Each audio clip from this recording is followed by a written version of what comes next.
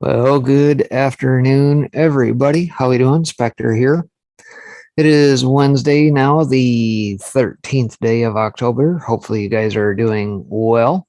We've got an interesting show lined up for you here today. I'm going to have a lot of stuff to get through here. Hopefully I'll be joined in the second hour with our friend from South Africa, KB. Sunny will be not with us here today. I think she's still a little bit under the weather, as it were. So maybe to bridge the gap here, I may end up just playing a previous clip here or see what else I can rustle through here. God knows there's plenty of news to get to. So that being said, that's kind of what we got in store lined up here for the day. Appreciate you guys tuning in, whatever platform you may be on. Whether you be over on Twitch, whether you be on YouTube, thanks to everybody tuning in over there, all of our friends from across the pond, all the folks over on DLive, and of course, not to forget about our friends over on the old foxhole.app. So good to see you guys all this afternoon. All right, well, that being said, let's get after it here. Got quite a few things to get to. I'll start off with some, I guess what I'll term some softball stuff, but still pertinent nonetheless before I get into some of the heavy stuff here. There's a lot of insider paper here today. Amazon in the news, they were copying products sold by other companies and rigged search results to boost its own brands. Gee, where have we heard that play out before? Anywhere? Can you guys think of any place? I don't know. Let's see here. So starts like this, says Amazon has been accused of repeatedly ripping off the products it sells on its website and of using its vast trove of internal data to promote its own merchandise at the expense of other sellers. The allegations have been refuted by the company, Reuters reported on Wednesday. Interesting. Internal docs show Amazon rigged search results to promote own products. According to a Reuters report that combed through thousands of pages of internal Amazon documents, the Amazon team in India, quote, secretly exploited internal data from Amazon.in to copy products sold by other companies and then offered them on its platform, end quote, as well as rigged Amazon search results so that the company's products appeared on top. Now, I don't know how many of you guys still shop over on Amazon at this point. I don't. But perhaps you do. Maybe you guys can attest to that, whether or not, whatever it is you're looking for. If you see Amazon products at the top, or if you tend to see second party, third party affiliates and things of that nature tend to float to the top. I don't know. I haven't been over there in quite some time.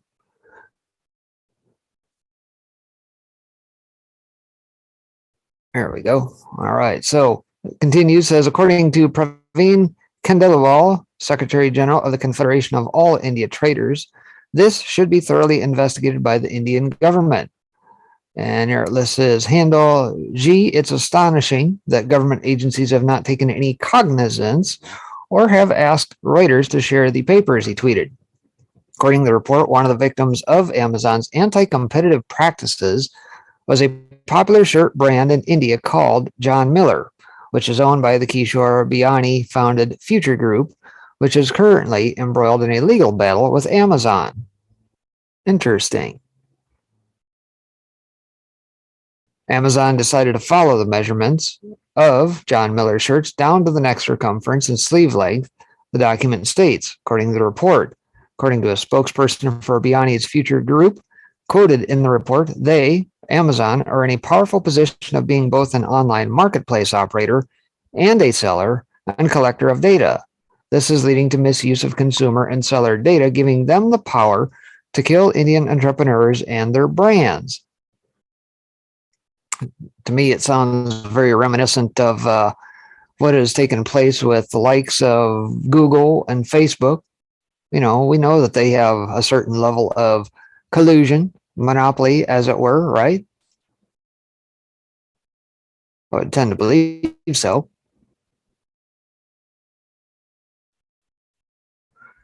In any case, it continues. Amazon can't confirm the claims made by Reuters report. Amazon said in a statement that as Reuters hasn't shared the documents or their provenance with us, we are unable to confirm the veracity or otherwise of the info and claims as stated. We believe these claims are factually incorrect and unsubstantiated. After recent reports of bribery charges against its legal representatives and associated legal firms in the country, Amazon has been at the center of controversy in India. The company is also under investigation by the Competitive Commission of India for alleged anti-competitive practices, as well as an investigation by the Enforcement Directorate for violations of domestic laws.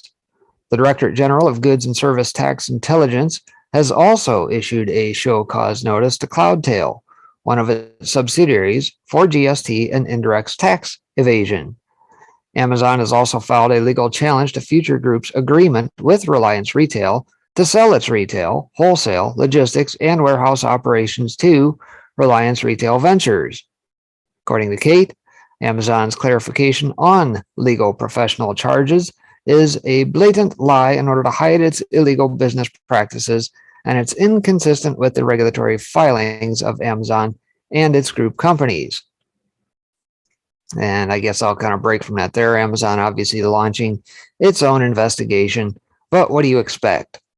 You know, they corral everybody into one central spot. They build up this huge conglomerate that's not only, like they said, a marketplace, but think of all the data they collect on you. It's all about data. Data is the new gold.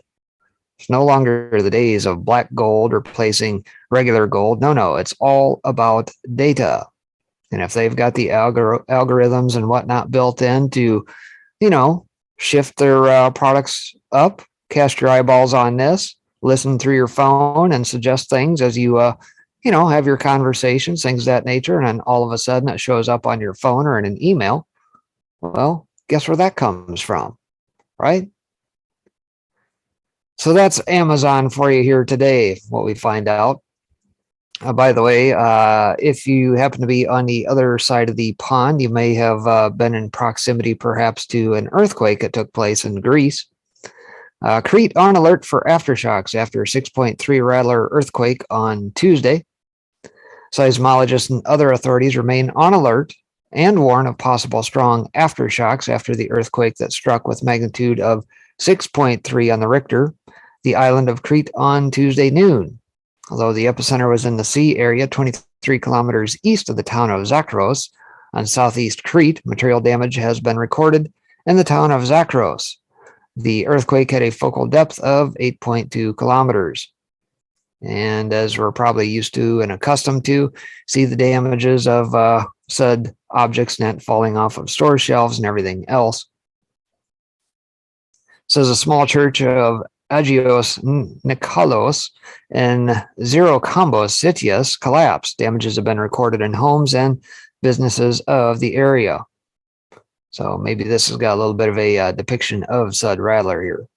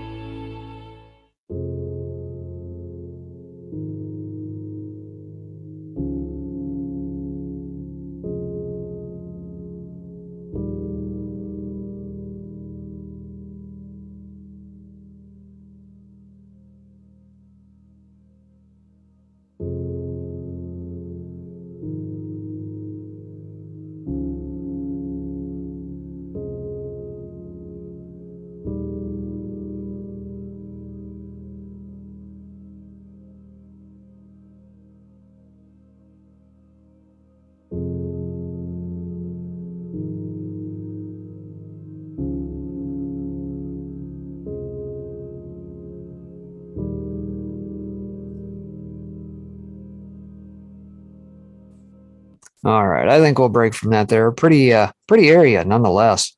Let's see here. Story continues with falling rocks and boulders are reported in several regions. Yeah, I wouldn't want that to land on your vehicle. Also, as inspections are underway, local authorities report of cracks at several buildings in their villages and towns. No injuries or fatalities have been reported. Speaking to state-run news agency AMNA, head of Greek Earthquake Planning and Protection Organization Efthymios Lekas said that the 2 more 24-hour cycles needed to pass to verify the aftershock follow-up. An aftershock measuring 4 on the Richter scale was recorded at 12:36, while the largest aftershock recorded so far is 4.4 on the Richter scale. Head of research at the Athens Observatory Geodynamic Institute, Gerasimos Chouliaris, agreed, adding that there might be an aftershock of the same strength or of slightly lower magnitude. Seismologists in Greece stress that the earthquake on Tuesday occurred on a different fault line than the one in Arkalochori, 80 kilometers in the west 2 weeks ago. Wednesday morning, they pointed out that the aftershock's activity is rather poor so far. Seismologist Akis Salentis reportedly did not rule out an aftershock with a magnitude of 5.4. So, bottom line, a lot of activity still. Here on the state side, the one I was watching here this morning, there's a hurricane that hit on the southwest side of Mexico. It's kind of spinning its way across the peninsula now, Pamela. It looks like that might have hit early hours this morning down there, and it's trucking its way across Mexico, probably going to send some rain and everything else up our way, judging by how the currents are blowing. So that being said, off to some other interesting news out of LifeSet here. Biden and Hunter here in the news says new email suggests shared bank account with Hunter and Joe Biden. Big guy may have funded Hunter's illegal binge. Ruh-roh. Yeah, wouldn't it have been nice to know all this information, say, before November 3rd? I don't know, just a thought. I can't say that many of us probably didn't already know this, right? However, they done their damnedest to try and block this information from getting out, like what they did with the New York Post a month leading up. It says if new reports are true, the big guy, Joe Biden, could get entangled in an FBI investigation that continues to look into his drug addict son, Hunter Biden. Certainly, there was already some level of involvement given his role as Hunter's father and the very public accusations that connect Hunter's nefarious activities with Joe. But this could escalate things to a new level. So, are we turning it up to 11 yet? I don't know. New information from Hunter's infamous laptop indicates that Joe and his son may have shared a bank account and helped pay each other's bills, along with other questionable activity. Given the new emails, which can be seen below, one question that needs to be answered is, if they shared accounts, who paid for Hunter's very public and documented drug and prostitution binge back in 2018? Certainly, it would not look good if President Joe Biden helped pay for his broken son's spiral into further darkness, ripe with illegal activity, right? Well, according to the negation of the heroic, of more significance than Hunter's acting like Hunter through and the possibility that Joe supported it are the communications that show how the two and their tax attorney worked to pass money and ensure the family was financially protected by any means necessary. In fact, several experts who have seen the emails and trails of financial connections say that there is a clear case for money laundering, something both the FBI and IRS are allegedly investigating. Yeah, right. We've seen how that played out with the criminal family known as the Clintons, right? Clinton Foundation, everything else. We'll just sweep that conveniently right under the rug, while in the meantime, we'll go after some patriots who supposedly stormed the Capitol on January 6th. It's all about priorities, folks. Furthermore, a former prosecutor confirmed that based on this new info, Joe Biden could very much become a target of the probe if traditional rules are followed. Rules? What rules? I mean, we've seen how 302s get mishandled and everything else out of the FBI. We don't have to look too terribly far for what they did with Flynn. Abuse of the FISA court. Should we even trust them at this point to handle said cases? I sure as hell wouldn't. But therein lies the real question. Will the rules be followed? Or will none of this matter because Joe is the president, I'll say resident, and his family and other elite Dems have never had to face consequences for their actions? And that's how they end the article. Do you think President Biden should be impeached for the crisis in Afghanistan and loss of American lives? Impeached? I would say no, because that legitimizes his whole residency. As a fraud from the start, ab initio. He didn't get 80 frickin' million votes, please. So along those lines, we carry over to Mr. Durham, the man, the mystery, the myth. What is going on here? Well, out of Epoch Times today, John Durham given 1,000 intelligence documents, according to a former DNI director. So former Director of National Intelligence John Ratcliffe said Tuesday that he provided special counsel John Durham with about 1,000 intelligence documents in Durham's probe of the origins of the Russia collusion probe that may support additional charges after lawyer Michael Sussman's arrest last month. Sussman's is the first of what I would hope would be a number of additional people who are charged in the probe, Ratcliffe told Fox News in a recent interview. I provided not just those declassified docs, but I provided 1,000 intelligence community documents that I think support additional charges that I would expect John Durham to bring, he said. Former Attorney General William Barr appointed Durham, the then U.S. Attorney for the District of Connecticut, to investigate the origins of the investigation into whether Trump's 2016 campaign colluded with Russia. Sussman was the second person to be charged in the investigation, coming about a year after former FBI lawyer Kevin Kleinsmith was convicted, although he avoided prison time. Last year, Ratcliffe announced that he handed over hundreds of pages of materials to the Department of Justice to aid Durham's investigation. Here again, should we really trust the DOJ at this point? FBI, DOJ, one and the same? Where else do you go with said information?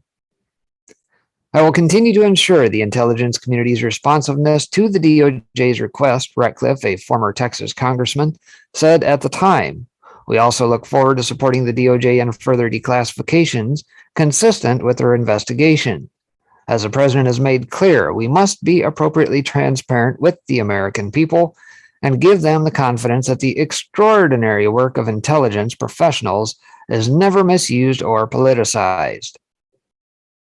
Again, that just depends on who's in office at what given time. I mean, they've politicized the DOJ.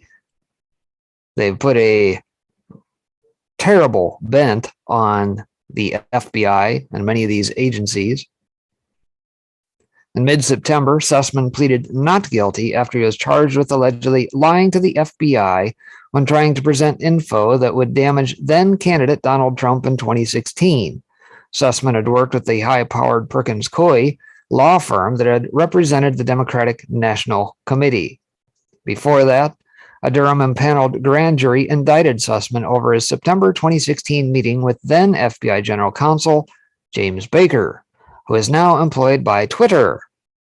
He passed along an allegation that there were secret communications between the Trump organization and a Russian bank, which of course has all been debunked. And of course, for those that followed Q, we know who the folks are that stepped down, as it were, or were fired, depending on which side of the media you follow, right?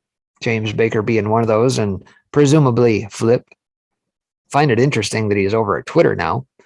Sussman stated falsely that he was not doing his work on the aforementioned allegations for any client, which led the FBI General Counsel to understand that Sussman was acting as a good citizen, merely passing along information, not as a paid advocate or political operative. The indictment against Sussman read. Yeah, right. He's a schoolboy, folks.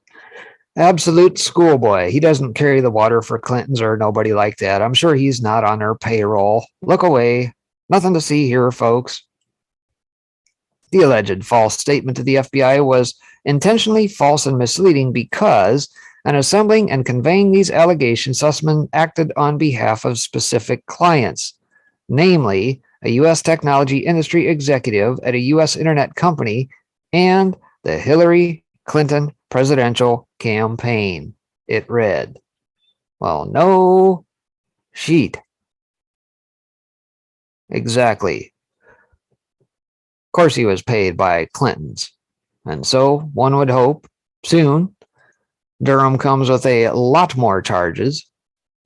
And we're going to see, who is it? Jake Sullivan, is it, I think, is probably the wagons are circling around this guy who is presently head of, what is it? Not the NSA, but Foreign Affairs or something along those lines. Maybe you guys out in chat will remember. It escapes me off the top of my head, but I think there's some recent reports out there along those lines. So yes, saga continues with old Durham. Outside of that, switching gears a little bit here, talking about rights, lack thereof, land rights, life, liberty, and land. Montana man standing strong 2 weeks after reclaiming land from credit union. So why is this going to be important? Well, think of the Marxist manifesto, folks. What is playing out here as we speak and has been since this scamdemic has started? And likely long before COVID. But obviously, you are not to have rights to property or land. And furthermore, they would like you to believe that you don't even have bodily autonomy to yourself. You yourself as property of yourself. At least that's what they would like you to believe. So this is rather intriguing to me, at least. Hopefully it is to you as well. As reported on extensively by Montana Daily Gazette, Montana landowner Dennis Thornton has accused Whitefish Credit Union of breaking the law on several occasions concerning not only his property, but the properties of nearly a dozen members who are in good standing and who all had excellent credit. Some of the many crimes that Thornton has accused WFCU of committing include, but are not limited to, illegal transferring the deeds to Thornton's property, which were not supposed to be transferred by WFCU, theft by threat or deception, which is a violation under Montana Code, and racketeering. Bankstas. Always got to watch the Bankstas. Shady. One of the most revealing pieces of information to surface over the last week was the reaction of the Flathead County Sheriff when they were called to respond to the group that has assembled on top of Thornton's land. According to one of our sources, who spoke to the man who called in the complaint, the Flathead County Sheriff told the complainant that the property belonged to Thornton and that he, Thornton, had a right to be there. We are currently trying to obtain the dispatch call attached to the complaint, and we'll update the situation as more info becomes available. If you wish to peacefully support not only Dennis Thornton, but the many victims who have suffered at the hands of WFCU, go to 860 Boone Road in Summers, Montana, and show your support. Call to action. So, yes, land rights especially important. I've done a couple pieces here, especially as it pertains to the COVID business, right? Hopefully you guys have caught that. If not, you can head over to the old archives, either on YouTube or just actually got the old Gab TV stuff finally caught up after a couple months hiatus. But a couple pieces that are going to become especially important as the evictions and moratoriums net the CDC tried to impose and did. By the way, leveraging some obscure law from the 1940s and reinterpreting it in their fashion. Why is this going to be important? Because at the end of the day, the banks don't own squat. They give you your credit back. You, as we see all this stuff play out, we see a lot of this taking place in what is known as the color of law. Not law, but the actual color of law. We're playing Mickey Mouse games with you. Deed, same way. You think you own your property? Well, just wait till you don't pay your property taxes or don't pay $5. You pay $5 shy of the full amount. What happens? How many cases have I read on air here where we've had folks do exactly that, and then all of a sudden their land is getting stolen out from under them? Does that seem very just? Absolutely not. And so what you need to know is that the deed exists in what is known as the color of law as well. What is the highest form of land ownership? Well, nothing short of having a land patent. You can look them up in Maxims of Law. Now, obviously, a lot of these land patents were issued as many of these several states were brought into the Union, known as these United States. They can't be reissued because they've already been issued once, but what you can do, if you correct your status, is you can actually bring those land patents forward in a declaration of allodial lands. And that's what we got to get to. Each and every one of us. Otherwise, they will try and steamroll us. All right, enough on that for the moment. Let's switch over to some wokeism, as it were. Yeah, that's still playing out across the country. So we get to this. How to News Punch says, woke school found guilty of covering up rape of girl in transgender bathroom. Father arrested for confronting teachers. Well, gee, if I were a parent of said girl, I would probably be a little peeved as well. So a heartbroken father has accused the Loudoun County, Virginia school district of covering up the brutal rape of his young daughter because the attack occurred in the school's new woke transgender bathroom. Scott Smith, the parent of the 9th grade girl that was attacked, said his child was violently sodomized by a boy wearing a skirt in May earlier this year. On June 22nd, Smith protested in front of the school board along with hundreds of other angry parents. You know, all those folks that are now going to be classified as terrorists because of Merrick Garland. You know, they're going to sick the FBI on you angry parents. Now, you guys best be careful. He was arrested that evening when the school board told cops that the protest was an unlawful assembly. In other words, these little SJW school board members got scared. We got to call the cops. Freaking beta cucks. Parents protesting against CRT and a transgender policy are arrested after a Loudoun County, Virginia school board meeting was declared an unlawful assembly. We'll let this play out.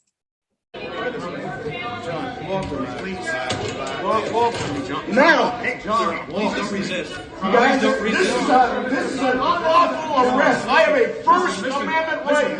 Listen. You're right. Okay, thank you. You're someone speaking rationally. Listen to me. At this point, the meeting is over, right? It's not over. It's not over. We were meeting. We were meeting. If you look. So there you have it. Yeah, somebody says in chat, lots going on in Loudoun County. Yeah. Here in recent days, I think there was news that Obama is supposed to be going out stumping for McAuliffe, if I'm not mistaken. So, yeah. Shenanigans continue. 2 months after the incident, the boy, who has not been named, was arrested for violent sodomy. In October, he was arrested again for raping another girl at a different school. According to Smith, Loudoun County schools conspired to cover up the rapes to protect the transgender rapist. It has been so hard to keep my mouth shut and wait this out. It has been the most powerless thing I've ever been through, he said. My wife and I are gay and lesbian friendly. We're not into this children transgender stuff. The person that attacked our daughter is apparently bisexual and occasionally wears dresses because he likes them. So this kid is technically not what the school board was fighting about. The point is, kids are using it as an advantage to get into the bathrooms, he added. Gee, who could have thought this would ever play out? Right? Thank you, 44, for pushing that during your term. On the day of the rape, Smith says the school asked him to come to the campus because his daughter had been assaulted. They refused to admit she had been sexually assaulted. Once Smith arrived, school staff told him they would handle the incident internally, choosing not to call the police. The father of the victim was angered by the decision and challenged them on it. The school board then called the police to report Smith while still refusing to tell police about the rapist. I went nuts. I called the principal a P***. 6 cops showed up like a effing SWAT team, he said. Daily Mail reports the school principal sent out an alert that day warning parents of what had happened involving Smith, but it said nothing of the sexual assault allegations in the bathroom. It's unclear exactly what happened next, but Smith ended up at the hospital with his daughter. There, they told doctors what happened, and a rape kit was performed. Thank God that I drew enough attention to it without getting arrested, that we got an escort to the hospital, and they administered a rape kit that night, he said. The rape kit verified his daughter's claims, so they took it to the police, and a case was opened. The teenager was arrested 2 months later after the school board meeting, after an investigation by the sheriff's office. We did respond. At the time, the juvenile was 14 years old. He was charged with forcible sodomy. After that, it goes through the courts. The May 28, 2021 case at Stonebridge High School involved a different set of circumstances, and a thorough 2-month-long investigation was conducted to determine the facts of the case prior to arrest. This case is still pending court proceedings, a spokesman for the sheriff's office told Daily Mail on Tuesday. In the weeks and months that followed, Lancaster and the juvenile's boy's attorneys were working out a plea deal, but it's unclear if the school board ever took action against him. According to Lancaster, the boy confessed to what happened in police interviews. Lancaster, who is a partner at the Leesburg firm Whitbeck Bennett, says she accompanied Smith's daughter to interviews with prosecutors. The meeting on June 22nd, Loudoun County School Superintendent Scott Ziegler said the school had never had any form of incident inside a bathroom or locker room involving a transgender child. Blatant cover-up, huh? To my knowledge, we don't have any record of assaults occurring in our restrooms, he said first. He went on to quote Time magazine research that he said disproved the notion transgender kids might sexually attack cisgender kids, and said, I think it's important to keep our perspective on this. We've heard it several times tonight from our public speakers, but the predator, transgender student, or person simply does not exist. You know, it's kind of like when Fleckus was chasing down Humpty Dumpty down the street there, right? When I asked him about Antifa, Antifa is a myth. It doesn't exist. They live in some sort of, I don't even know what the heck to call it, ridiculous parallel universe where this stuff doesn't exist in their minds. It's all hearsay. You can't prove it. What do the facts and data say? But my feelings. Smith said he became irate, started arguing with another woman at the meeting, labeling her a bitch after she allegedly denied his daughter's claim. He was then charged with disorderly conduct and resisting arrest. The family then retreated from the public eye, but were working with Lancaster to resolve the criminal case against the boy who assaulted their daughter, they say. They were preparing for an October 14th court date, they say, but were stunned when the same boy was arrested again on October 6th at a different school in the same district. On this occasion, he was charged with sexual battery and abduction. In that case, he allegedly held a different girl in a classroom to attack her in Broad Run High School, 2.5 miles from the high school where Smith's daughter was assaulted. Smith's attorney says prosecutors told her it was the same child as was involved in the case with Smith's daughter. If someone would have sat and listened for 30 seconds to what Scott had to say, they would have been mortified and heartbroken, his attorney added. He said he does not know if the boy identifies as female, as bisexual, or was taking advantage of the system. I don't care if he's homo, hetero, bi, trans, whatever. He's a sexual predator, he said. Because the case involves 2 juveniles, there are few publicly available records, and Loudoun County will not comment or give any info. I think I'll break from that there, but I think we get the idea. But this is what we're up against. And it makes me wonder whether or not the guy is he ought to press charges against the school system and the school board for covering it up. And I sincerely hope he does. And this is probably one case of many that is playing out across this country, even as the CRT, the mask wearing, and everything else is getting charged up all across this country.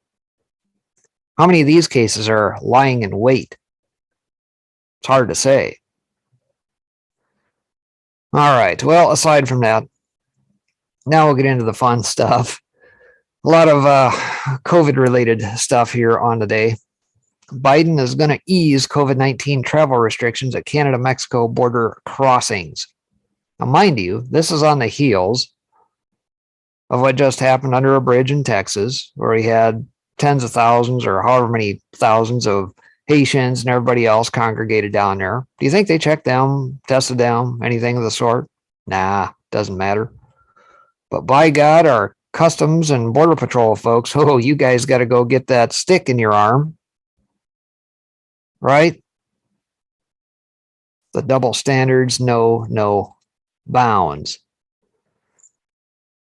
So this out of Human Events Today says the Biden administration will ease COVID-19 travel restrictions on land border crossings from Canada and Mexico and will require foreign nationals traveling into the U.S. for non-essential reasons to show proof of vaccination starting in November. How many tens of thousands of folks have already poured across the borders since his taking of office, albeit illegally? The new rules from the Department of Homeland Security will update restrictions first imposed under Trump, which have been a source of frustration for the Canadian and Mexican governments, the Wall Street Journal reports. Indeed, for the first time in almost 2 years, travelers from Canada and Mexico will be able to travel into the U.S. at its border crossings for non-essential reasons like shopping or visiting family and friends, so long as they are vaccinated. Mexican and Canadian citizens were always allowed to enter for essential reasons such as attending school. In January, the U.S. will ease restrictions further, allowing foreign nationals into the country for essential travel. The additional time, according to administration officials, will allow for a smooth transition to the new system for truck drivers and others. And it looks like that's probably about it for that article. So yes, shenanigans continue. In the meantime, you got all these tens of thousands of folks who have already poured across the borders, and I'm sure it's not just limited to the United States. For you guys on the other side of the pond, whether you're in the UK, whether or not you're in France or Greece or Italy, I would tend to believe the song remains the same. Same playbook, right?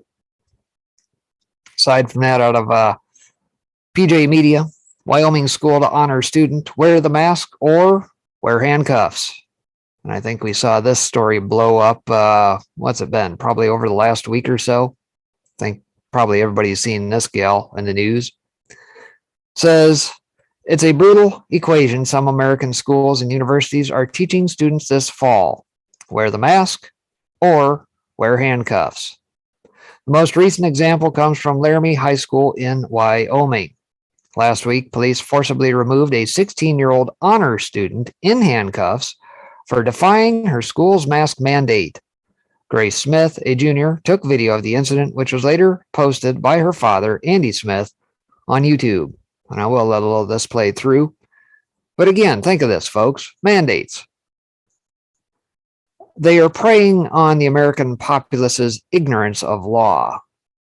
Does a mandate hold the same weight as legislation that is posed by your legislators, either at the federal level or the state level? Does it carry the same weight? And if it doesn't, how is it exactly that these police forces, LEOs, officers of the peace, supposedly, are able to arrest somebody just purely on an edict and decree? A little of this play through. Right. Good? Yep. All right. So you're still refusing to leave? Yes, sir. Even after you're receiving your citation? Yes, sir. All right. Then at this point, I am going to place you into custody for trespassing. Okay. Go down to the jail. How's that sound? All right. All right. No, you have a shoulder issue, right? You can leave it in Oh, there. no, it's okay. I can take it out. I can go back. You can leave your hands in front. Put it in front. All right. Yeah. I'm not going to put your hands behind your back because that's just going to, I don't want to hurt your shoulder, okay? Okay. Put your hands out like this. You have any guns, knives, or bazookas on you that we need to know about? Yes, sir.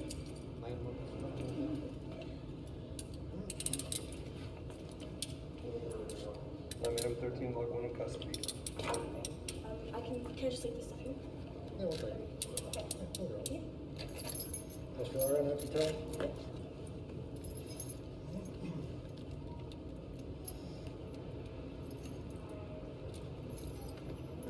What do we got? Just a ticket? That there? Okay, anything else? Thank you. Oh. No, you wouldn't mind carrying that for me. Well, you can stop the video if you need to. That's fine. That's fine. You got it ready. We'll go ahead this way. All right, so obviously volume a little bit low on that, but yeah, getting arrested for not obeying a mandate. Keep that in mind. As you can see, the scene was both peaceful and outrageous. The school required 2 good-sized policemen to cuff and remove one skinny young lady who resisted in no way whatsoever. The charge?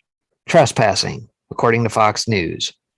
Even crazier, the entire school was locked down for 90 minutes during what the Laramie Boomerang described as a showdown of wills between Grace and school administrators.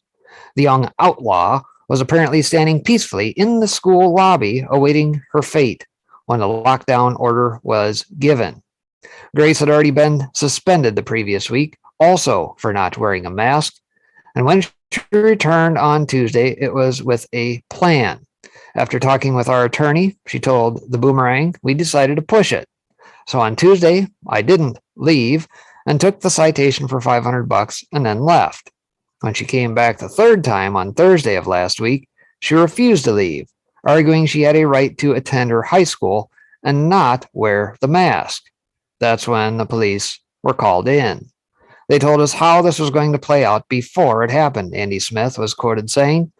They all said they were not going to arrest kids, but she was taken into custody, handcuffed, and brought down to the detention center.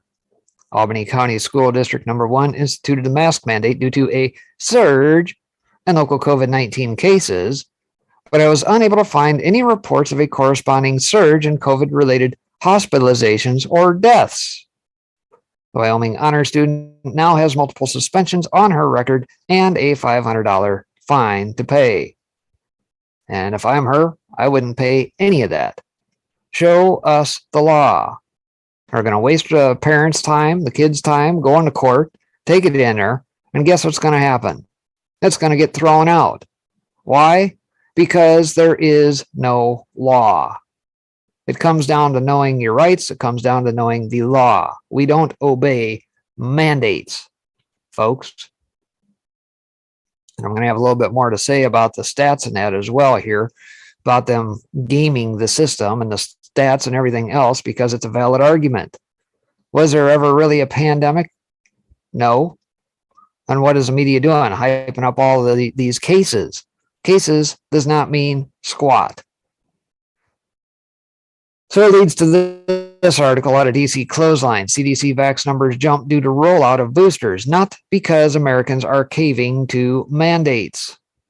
So again, song remains the same here. It says news outlets are using the CDC's vax numbers on total doses administered to suggest Americans are caving en masse to vaccine mandates, but they're simply misreading the charts. Gee, imagine that. You think that the media would probably cherry pick data to make it look worse than it actually is? No, they wouldn't do that. Try to maximize fear and show you some fake graphs and, use wide angle lenses to think that the crowds are bigger than what they actually are.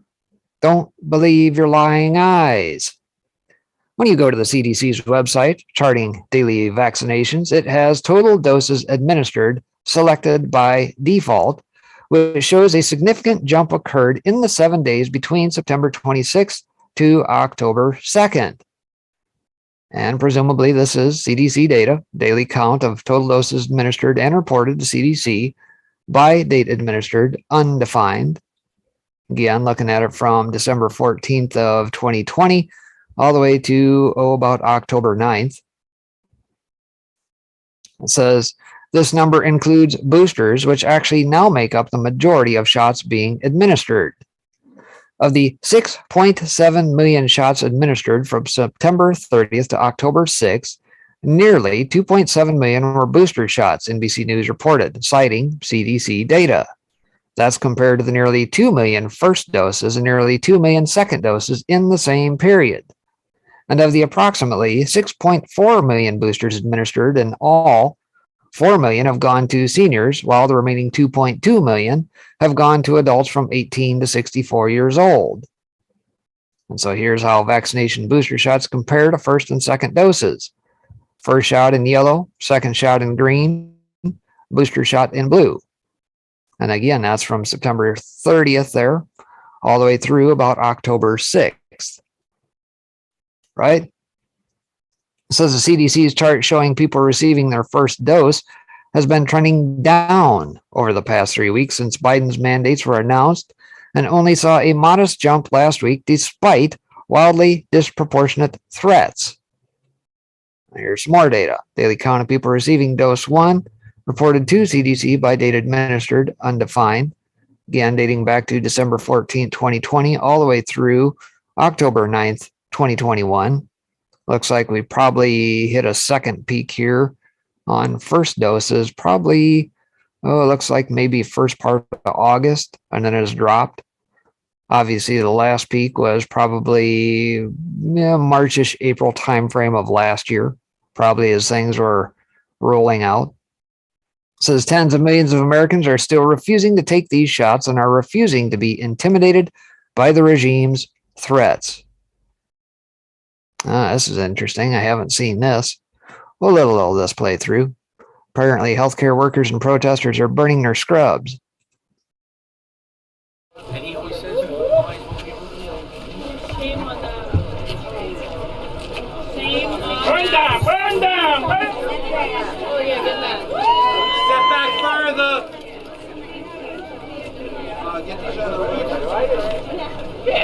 This is us saying we've had enough and we have to do a little bit more. We'll up it each time. They hit us harder, we hit them harder. We let them know that we're for real. He is trampling out the vintage where the grapes of wrath are stored.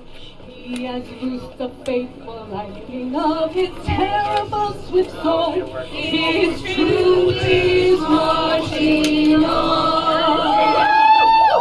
Glory, glory, hallelujah. Glory, glory, hallelujah.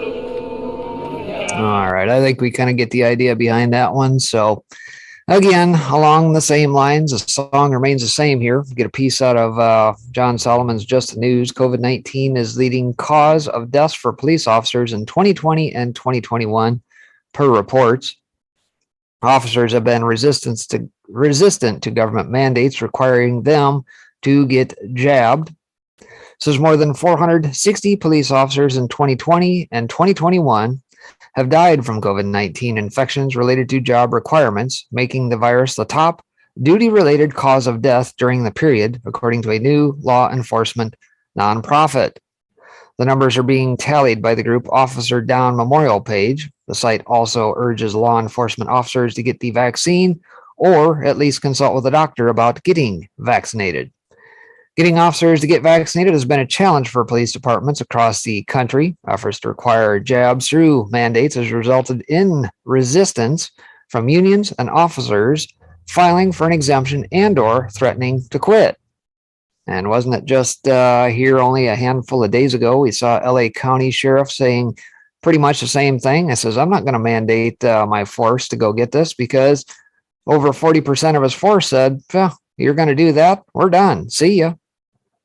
And I think, what was it? Over 1,000 officers. So 40%, that's 400 officers right off the rip that aren't going to be there. It says it's a huge challenge.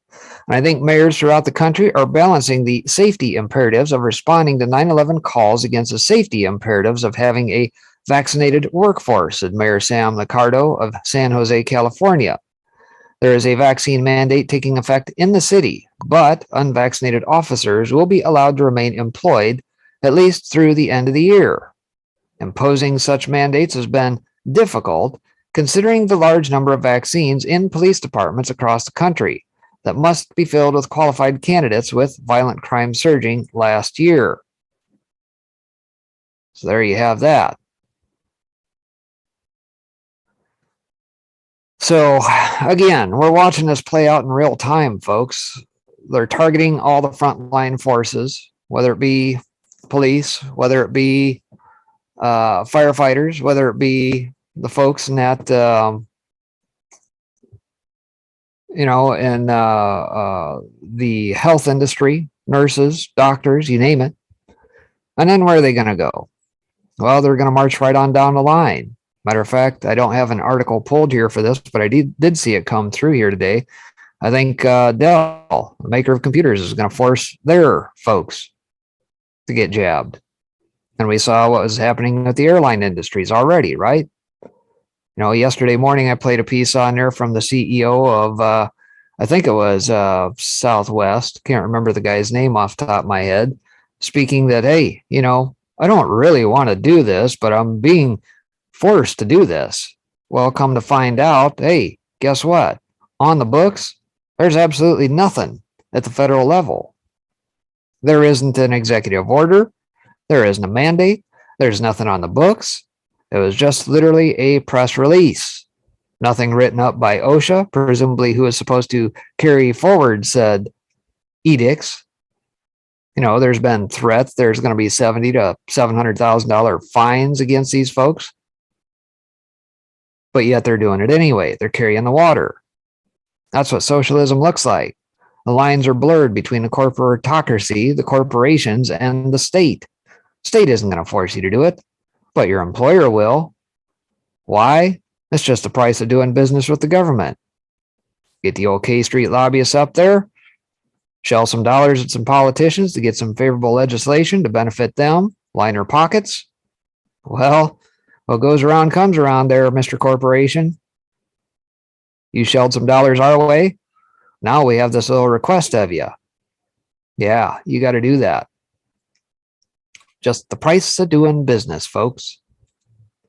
So aside from that, again, back over to just the news here today. We get this piece. We've heard that Merck is wanting to put their antiviral pill out. They're requesting the FDA emergency use authorization for the COVID-19 antiviral pill. According to the company trials, the pill has been shown to reduce the risk of hospitalization in COVID-19 patients by 50%. I'll see if this article gets into some of the detractors of this, but pharmaceutical company Merck said Monday that it has requested emergency use authorization from the Food and Drug Administration for its antiviral COVID-19 pill. How long are we going to be under this emergency? Shouldn't we be out of an emergency by now?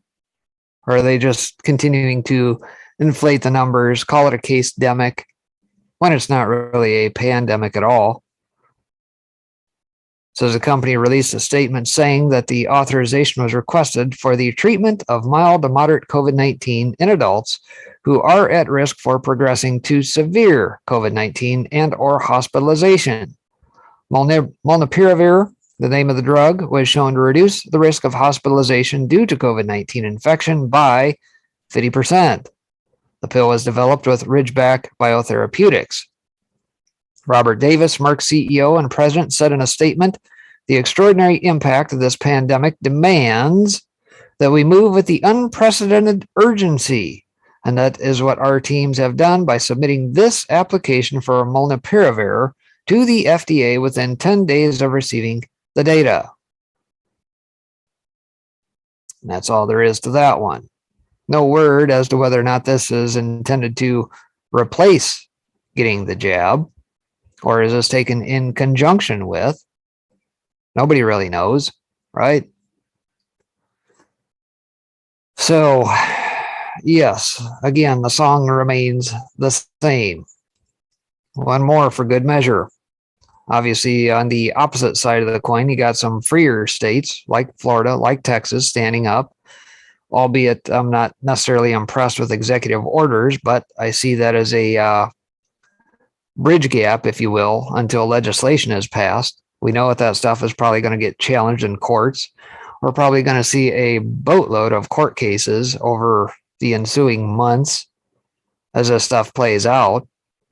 And we're going to probably get into a battle of what judge was appointed by whom, on which way they rule, and things of that nature. But Florida dishes out $3.5 million fine to county for violating vaccine passport law. And I think if you're a flashback, it's been a month, 2 months ago, whatever, DeSantis kicked that out and says, hey, you're not going to try that stuff in our state. And now here we are. So out of Human Events here says a Florida county received a hefty $3.5 million fine Tuesday for violating the state's ban on vaccine passports. The Florida Department of Health fined Leon County after the local government started requiring its employees to provide proof of vaccination, Just the News reports. The health department called the county's actions a blatant violation of Florida's law, which prevents businesses from requesting proof of vaccination from customers and employees. The notice alleged that Leon County violated the law a mere 715 times by requesting each of the more than 700 employees to provide vaccine records. The county government also fired 14 people who refused to get jabbed. It is unacceptable that Leon County violated Florida law, infringed on current and former employees' medical privacy, and fired loyal public servants because of their personal health decisions, Governor Ron DeSantis said in a statement. We will continue fighting for Floridians' rights, and the Florida Department of Health will continue to enforce the law. We're going to stand up for Floridians' jobs, stand up for Floridians' livelihoods, and stand up for freedom. Leon County officials intend to fight the health department on its ruling, arguing that the vaccine mandates are justified. Under the law, Leon County will have 30 days from when the fine was given to petition before a court. To me, that sounds like too small of a fine. They ought to be fining that per infraction. 3.5 million times about 715. Now we're talking some real deal here. Right? That's what ought to happen. Of course, again, we're going to have to sit and wait for all this stuff to play out through the various courts, all that good stuff. And so the song remains the same. It seems to be the theme here today. And it looks like KB hasn't joined yet. Hopefully he'll pipe in here. If not, hopefully I got enough material to carry through for a little while. Let's see here. Aside from that, Alan West in the news, still talking about the same. Alan West vows to vehemently crush vaccine mandates as governor. Now, mind you, this is just on the heels of Abbott here the other day putting out an executive order basically stating that, vaccine mandates and all that stuff is not going to play well here in Texas. And then while the whole Southwest Airlines business is playing out, they basically says, well, we're going to just ignore what Texas is doing and do it anyway. Well, I would tend to believe the right thing for Texas to do is ban Southwest from operating in Texas. Ban their planes, ban their employees, ban the whole kit and caboodle. Pull their charter from operating.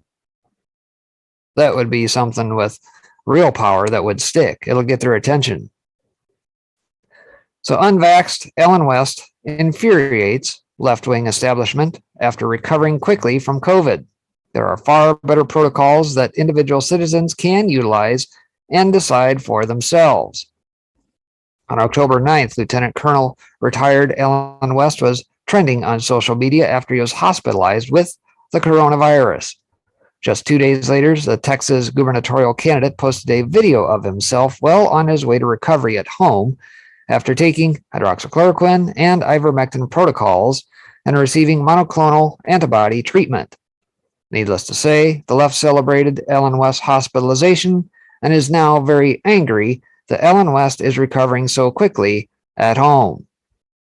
As reported at Rare Foundation USA, the left-wing media has tried vigilantly to suppress monoclonal antibody treatment after then-President Donald Trump vowed to make it available to all Americans in October 2020.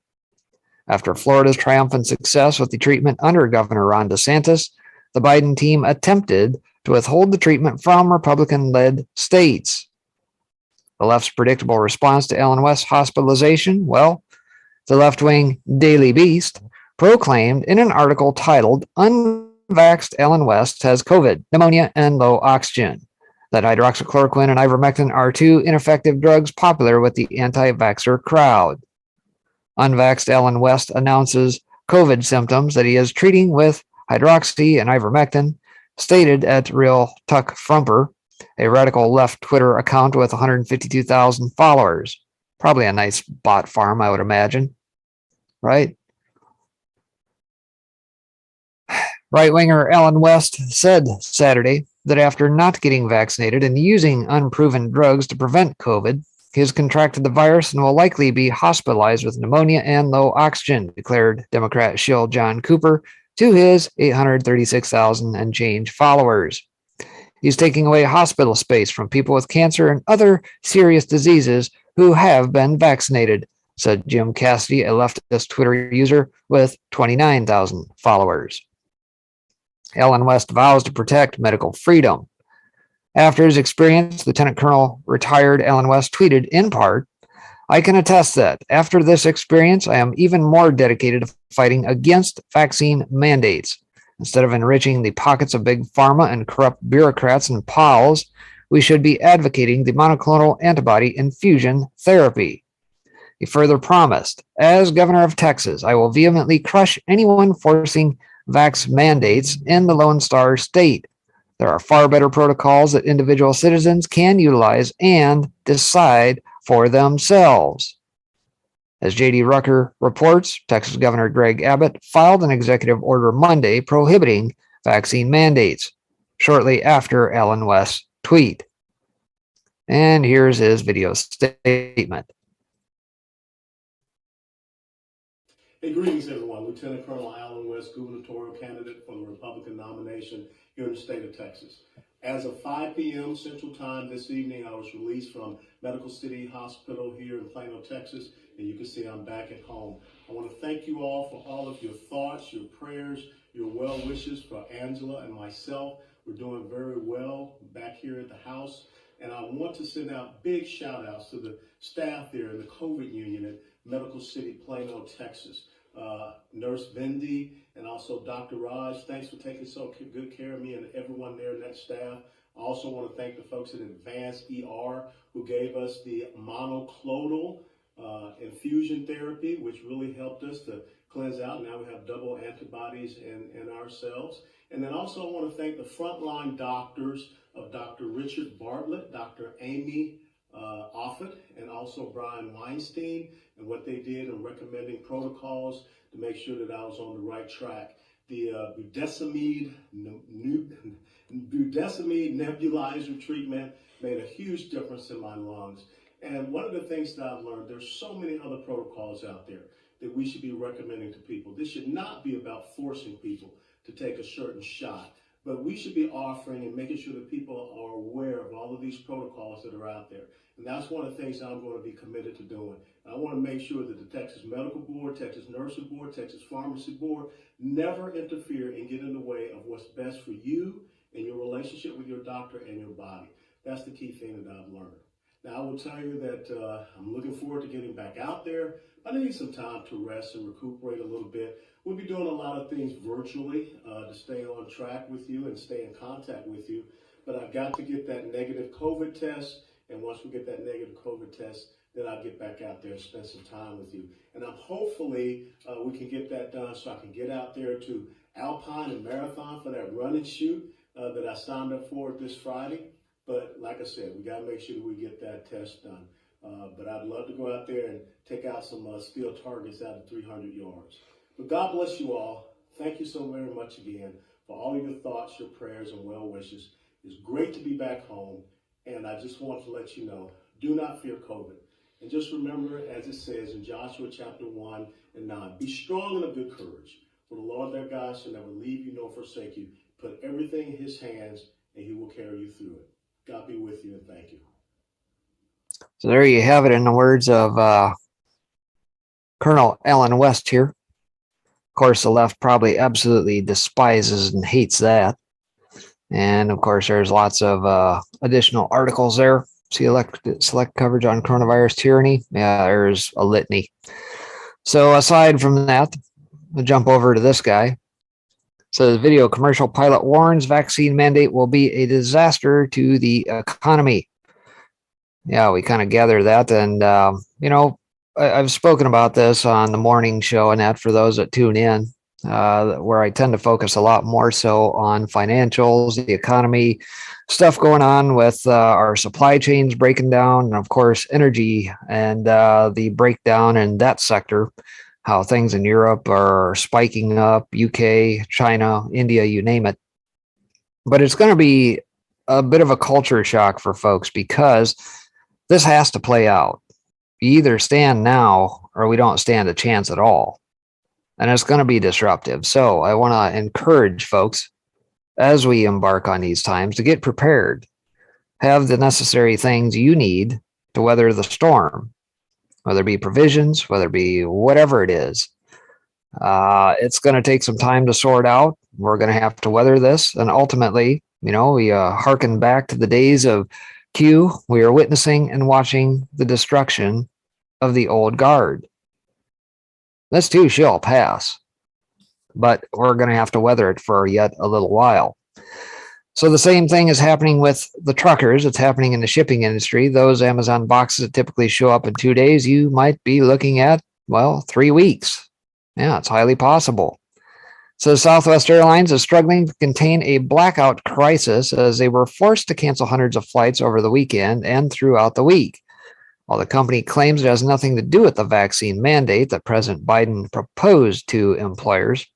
Proposed, interesting choice of words. Numerous headlines and articles have circulated showing pilots protesting the mandate with the Southwest Pilots Association, even opening a lawsuit against the airline. Now, why would they do that if it were just a weather-related event? Maybe it wasn't exactly that, now was it? Says while protesting might be one thing, commercial pilot and co-founder of U.S. Freedom Flyers, Joshua Yoder, spoke with Tucker Carlson on Tuesday and explained the potential dangers and backlash the shipping and travel industry would face if the mandate is implemented. Mind you, again, this stuff is not on the books. Media is selling you a bill of goods into thinking that it is, but it is not. It is not on the Federal Register anywhere. The transportation sector is the heart and soul of this country. It's a very delicate system. If there's a disruption in one part of the system, it has a catastrophic effect among the rest of the systems, which is going to affect commerce. It's going to affect trade, Yoder added.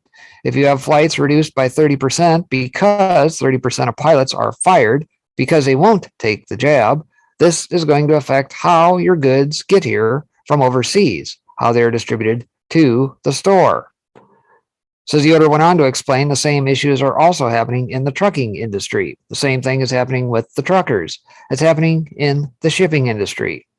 Those Amazon boxes that typically show up in 2 days, you might be looking at 3 weeks. If these companies fire us and they fire 30% of the workforce, aircraft are going to stop moving, and it's going to affect you. It's going to affect your air travel, and it's going to affect the economy. And let's see, I'll play just a little of this here.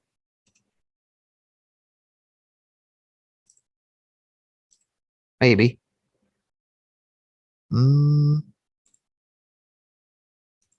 Let's see here. Apparently the Gab embed here off Gab TV doesn't tend to work so well. So I guess we'll forego that. But again, along those lines, we should come to expect it. And frankly, I don't mind it. I sincerely hope that many of you guys are prepared as you possibly can be. In the UK, they're wanting to call this basically the winter of discontent. And that's exactly what they want to try and push for. They want to try and break your will. They want to try and get you to bend the knee to them, to be subservient to them. Continue to wear that mask. Continue to take that jab for them, you little plebe, you.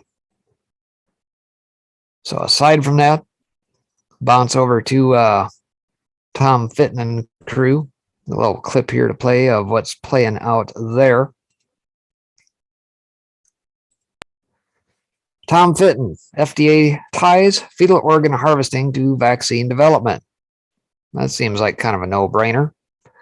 But the Biden FDA admits and defends use of fetal organs of unborn human beings killed through abortion used for vaccine development. From the Daily Caller News Foundation. In a statement to the Daily Caller News Foundation, the FDA did not deny purchasing the unborn baby body parts and downplayed its use of human fetal tissue, saying it was only used in situations critical to understanding the safety of drugs and vaccines and in which it couldn't be feasibly achieved through another means.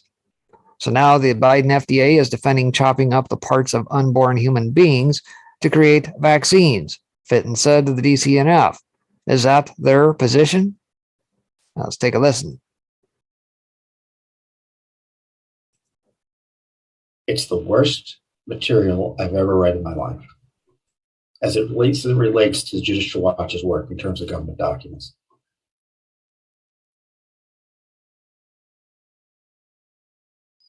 And the Biden administration is turned this spigot back on, according to reports. The Trump administration, to its credit, shut it down in 2018. And I was just talking to a reporter earlier, and the FDA was defending the research for vaccines.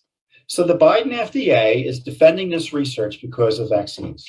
So put that in your pipe and smoke it when it comes to debates on vaccines and such. You have the Biden FDA defending it. This is what they want to be able to use it for. And I saw that last year when COVID emerged, that the gang that was involved in this research was trying to get it going again using COVID as a pretext. And sure enough, the Biden administration is coming right along, given with their pro-abortion fanaticism.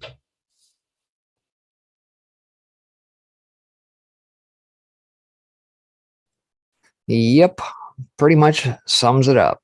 And why do you think they are fighting so hard against states like Texas that have basically come out and banned it? Why? Guess who's going to be affected? Cui bono? The question we always ask. Who benefits at the end of the day? Who's making money off of this at the end of the day? What do they stand to lose in the event more than just Texas stands up and does this?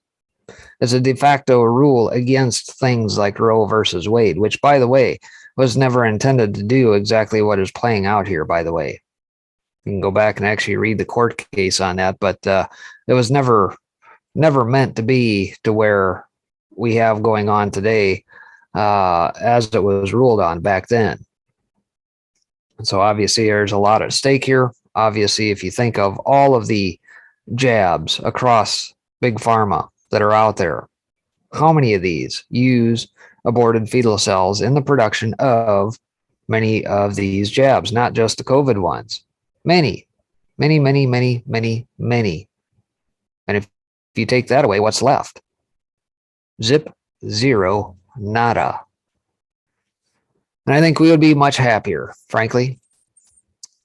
All right, well, as far as the planned material that I have here, I've got out of Lou Rockwell here today. Elite's depopulation agenda is now irrefutable. And that should be readily apparent to any awake person watching this play out. Many of us who have been awake for quite a long time obviously see this, have seen it, continue to see it. It's a matter of getting the rest of the population caught up to where many of us are so that they can see this as well. So the story goes, by now, October 2021, it's more than evident that the Big Pharma Great Reset globalist elite are currently committing human genocide, carrying out their eugenics depopulation agenda. In spite of big media's censorship, blackout as complicit murderers causing misinformed, lied to hundreds of thousands of innocent victims to die from the killer vaccine already. In response, scores of leading medical doctors, expert scientists, and insider whistleblowers at great risk to themselves have been shouting from rooftops to sound the apocalyptic alarm. And of course, us as well, who put this stuff out there. You know, we run the risk every single time we do this. We don't know on what given day YouTube may come down with a heavy-handed fist and say, well, today our policy changed and our algos got retuned, and yeah, that's taken down, you get a strike. As I did back on Sunday, my own channel. Hell, they went back clear as far as 2018 and took down a video, by the way. 2018, they went clear back to, said it violates their terms and conditions, policies, blah, blah, blah. Well, didn't violate it then. But again, you got to remember, these guys got moving goalposts all the time. Never anything set in stone. And it's just the whims and fancies of the day. So early on during the vaccine rollout, last February 2021, Dr. Sherry Tenpenny accurately predicted that by May through August, thousands of deaths from the vaccines will be falsely blamed on the fake variants. Outspoken Dr. Carrie Medej is now speaking out against the vaccine dangers through nanotechnology and the transhumanist elements of how AI through nanoparticles in vaccines are merging with genetically modified GMO former humans. Boy, that in and of itself is a scary statement. Veteran medical vaccine whistleblower Dr. Joseph McCullough exposes a medical reset with Klaus Schwab's NWO reset. Top international cardiologist, internist, and epidemiologist Dr. Peter McCullough has been making big waves, and in late August 2021, asserting that the vaccinated carry 251 times the viral load than the non-vaccinated. Dr. McCullough also promotes natural immunity and benign drugs, HCQ and Ivor, instead of the harmful jabs, just declaring we're in the middle of a major biological catastrophe. Even the mRNA and DNA vaccine technology inventor, Dr. Robert Malone, MD, rails against the COVID-19 mRNA vaccines as bioethically irresponsible and highly dangerous. And I just covered the other morning on show the fact that they went so far, as petty as this sounds, but basically IP blocked him from the British Medical Journal. Can't pull it up. Now, obviously, you can bypass that and get around that through some VPNs, things of that nature, but that shows you how petty they are. Canadian Dr. Charles Hoff was horrified to learn that 62% of his mostly First Nations patients experienced permanent blood clot damage after receiving their jab. Below is his interview with Laura Lynn Tyler Thompson, also available on Rumble. And I may let a good portion of this play through here, being I've got the time, it appears. So let's take a listen. When the COVID vaccine is injected into your arm, we now know that only 25% of it actually stays in your arm. And the other 75% is literally collected by your lymphatic system and fed into your circulation. So these little packages of messenger RNA, and by the way, in a single dose of a Moderna vaccine, there are 40 trillion messenger RNA molecules, 40 trillion that are injected into your arm. So 3/4 of these are taken, connected by the lymphatics. They go into your bloodstream in these little packages that are designed to be absorbed into a cell. But obviously, when something's in your circulation, the only cells that they're going to get absorbed into is the cells around your blood vessels. And the place where absorption happens is in the capillary networks. In other words, these are the tiniest vessels where the blood slows right down. These are tiny, tiny vessels. So these little packages of genes are absorbed into the cells around the blood vessels. That's the vascular endothelium. The packages open, the genes are released. Your body then gets to work reading these genes and manufacturing trillions and trillions of COVID spike proteins. Because even though you get 40 trillion genes, each gene can produce many, many COVID spike proteins. So, and the purpose of the spike proteins is that your body recognizes this as a foreign protein and will make antibodies against it so that you're then protected against COVID. That's the idea. But here's where the problem comes. In a virus, in a coronavirus, that spike protein becomes part of the viral capsule. In other words, it's part of like the cell wall around the virus called the viral capsule. But it's not in a virus, it's in your cells. So it therefore becomes part of the cell wall of your vascular endothelium, which means that these cells that line your blood vessels, which are supposed to be smooth so that your blood flows smoothly, now have these little spiky bits sticking out. So it is absolutely inevitable that blood clots will form because your blood platelets circulate around in your vessels.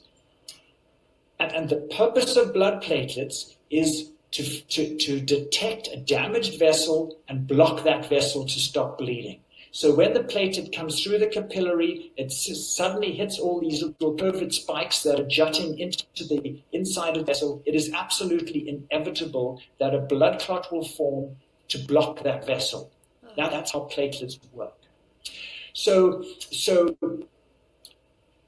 just as is absolutely predicted to cause cancer because it's full of carcinogens, these spike proteins will predictably cause blood clots because of where they're in your blood vessels. It is guaranteed. So Dr. Bogdi then said to me, the way to prove this is we need to do a blood test called a D-dimer test to find out if this is really happening. So, because the problem with the blood clots that we hear about through the media that they claim are very rare are the big blood clots. These are the ones that cause strokes and heart clots in your brain. Those are the ones that show up on CT scans and CT angiograms and MRIs.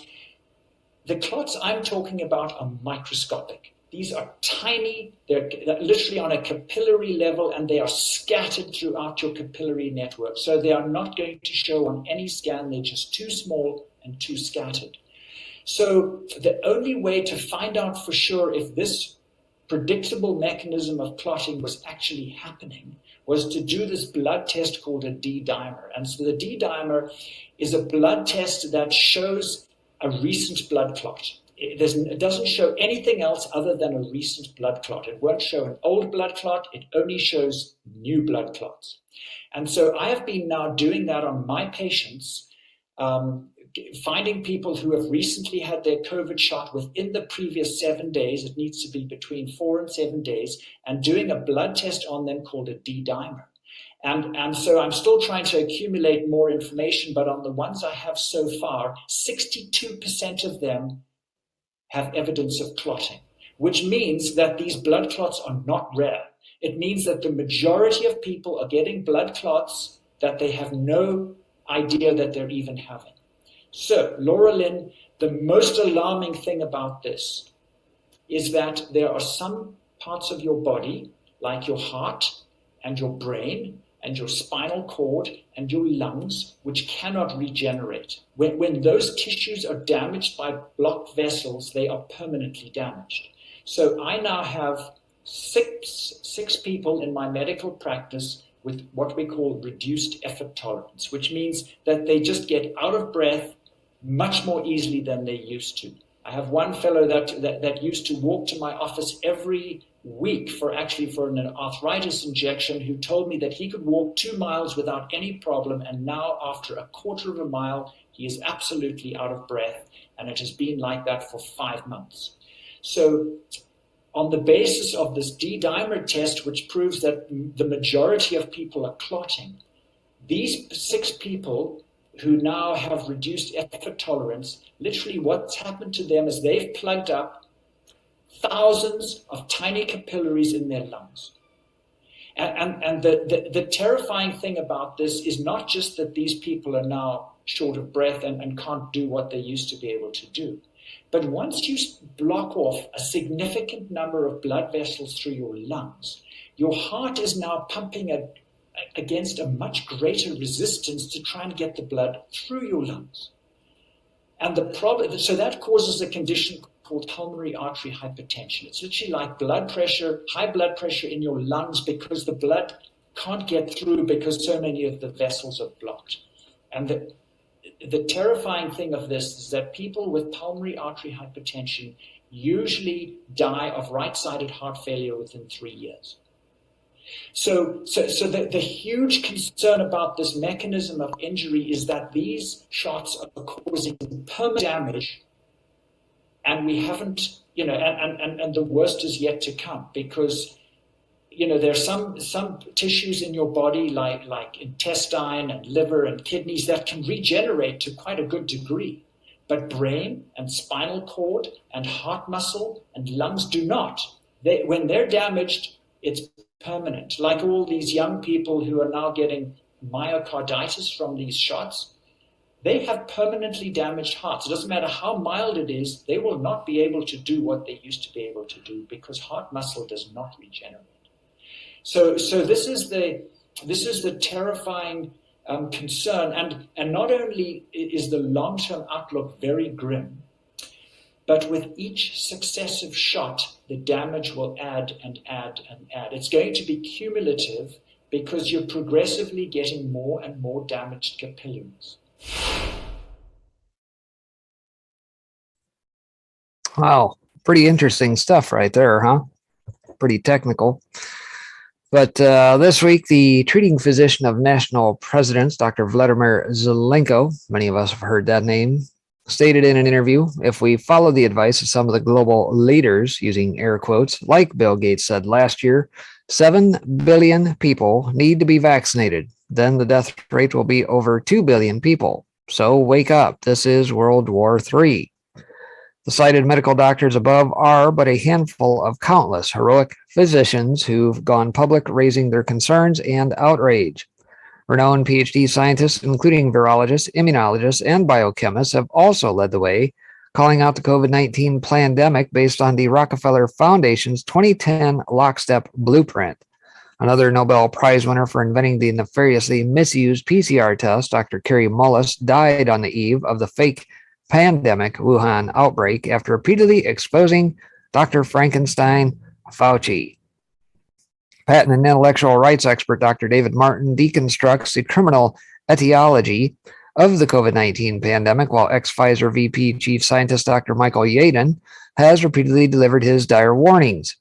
The gene-based design makes your body manufacture virus spike protein, and we know, and we've known for years, the virus spike protein triggers blood clots. That's a fundamental problem. Listen to Dr. Michael Yaden, former Vice President and Chief Science Officer of Pfizer, talking about the pandemic and the COVID vaccine. We can see that in the video below. That's a little over an hour here. I don't think I'll play that one, Planet Lockdown, but maybe I'll drop the link out there in chat for you guys that do want to watch it if you haven't seen it already. Additionally, a growing army of big pharma whistleblowers have also courageously shed light on this much-needed truth of what humanity is perilously facing in the coming dark winter months, when likely millions of democide victims the world over will be shockingly laid to rest from fatal blood clots, strokes, heart attacks, multiple organ failure, cancer, all directly linked and caused by the big pharma non-vaccines. Idaho board-certified pathologist and diagnostics lab owner Dr. Ryan Cole has observed an unheard of 20 times increase in endometrial cancer since this year's vaccine rollout, caused by an absence of two types of cells, the helper T cells and CD8 killer T cells, both vital to a functioning immune system. This notorious pharmaceutical killing machine includes the mRNA spike protein DNA-altering injections produced by Pfizer and Moderna, as well as the Johnson & Johnson UK's AstraZeneca and China's Sinovac. From December 14, 2020 to September 10, 2021, the U.S. government's own VAERS, that's the Vaccine Adverse Events Reporting System, tracking mechanism, reported 14,925 vaccine deaths, though a whistleblower claimed over 45,000 within 3 days from only one of 9 districts. And again, cautionary tale with VAERS is that data is not in real time. There is at least a minimum of a 3-month lag in data. I've spoken seemingly ad nauseum about that. But estimates of less than 1% of adverse injuries and deaths actually do get reported to VAERS. So for a far more accurate and realistic estimate would be to multiply the reported number of deaths by 100, or on the low side, minimally, multiply it by 10 to account for the truer death toll estimate. That would then range from nearly 150,000 deaths. Combine that with the EU numbers of 25,248 deaths reported over roughly the same time period till September 18, 2021, and the numbers jump to over 250,000.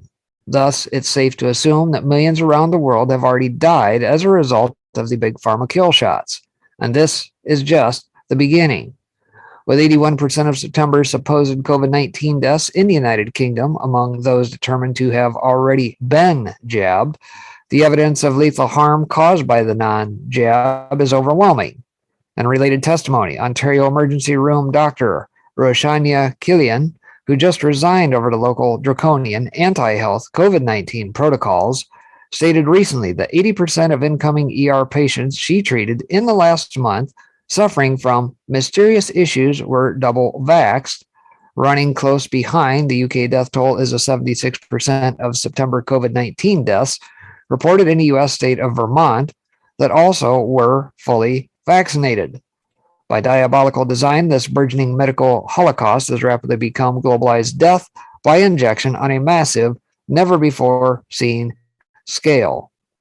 Nobel Prize winner for discovering the HIV virus, Dr. Luc Montagnier, recently submitted a sworn affidavit to the International Criminal Court concluding, this COVID-19 vaccine is the biggest risk to humanity and the biggest risk to genocide in the history of humanity.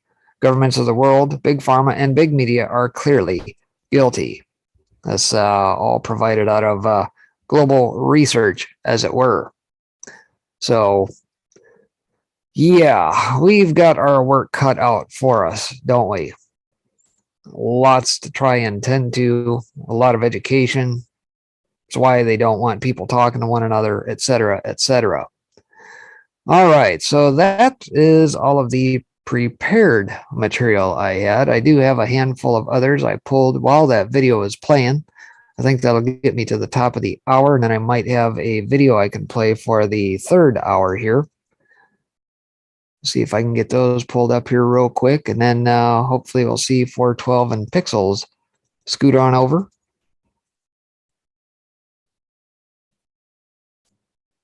There we go. Got a couple, 2, 3, 4 here. I think that'll get us fairly close to the top of the hour here. And one's kind of a repeat of one that I covered a little bit here this morning, but bears repeating. Oops. There we go. That all lined up. I don't know what the heck that is.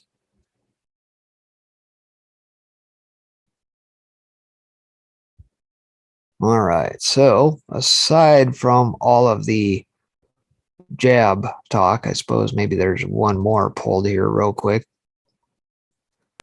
Out of 21st Century Wire, Shangizi precautionary principle demands authorities prove their policies are safe and effective.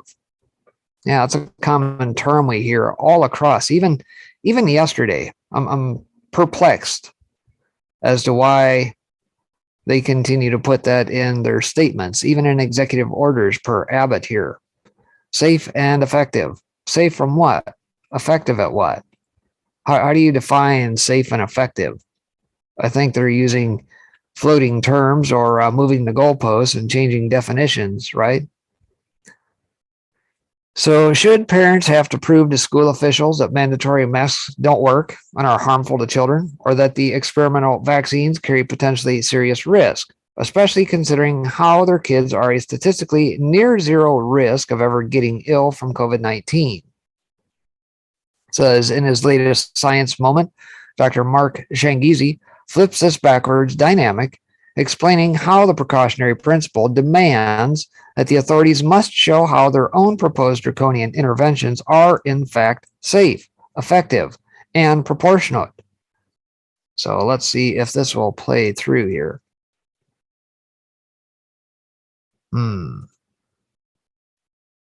May have to try and take that to Instagram, so this may be a challenge here. See if this will play. Of course. Will that allow me to play it? I don't know which one it is.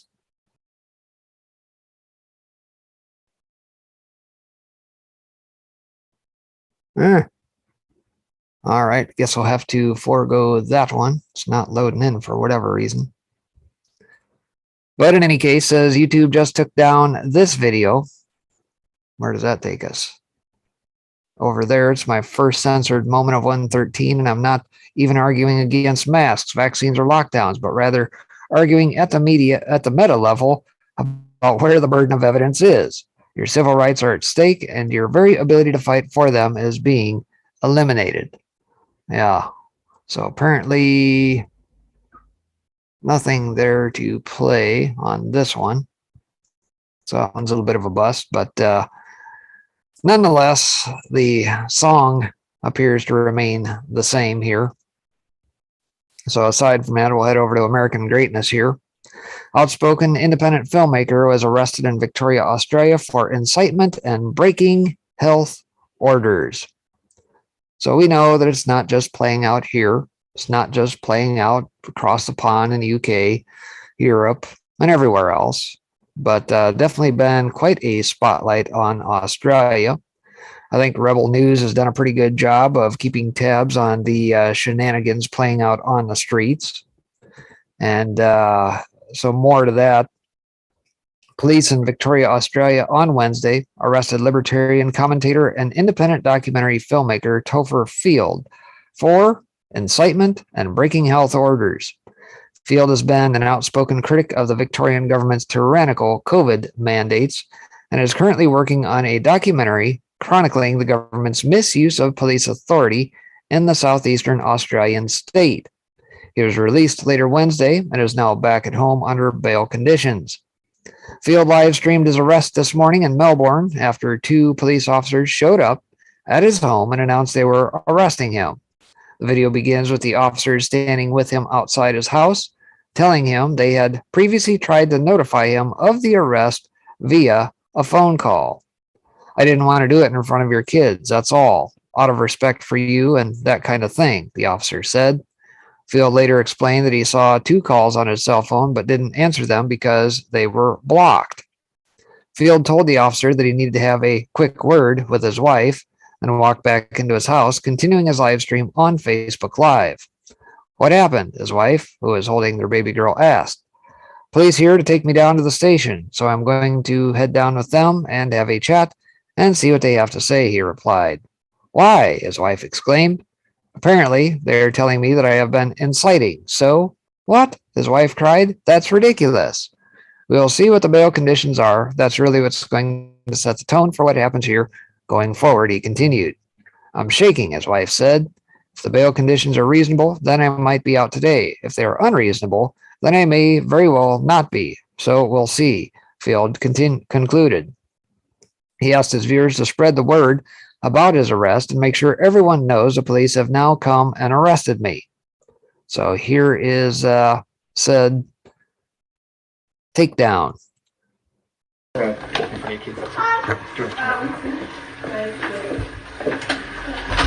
G'day. Hey, I'm Josh from the Denver Police Station. Mate, we're here today to arrest you for incitement. You taken to the police station. I gave you a phone call before because I didn't want to do it in front of your kids, that's all. Out of respect for you and that kind of thing. So we need to come with us, come to the police station, and then we'll get to come back home and make sure. Okay. There.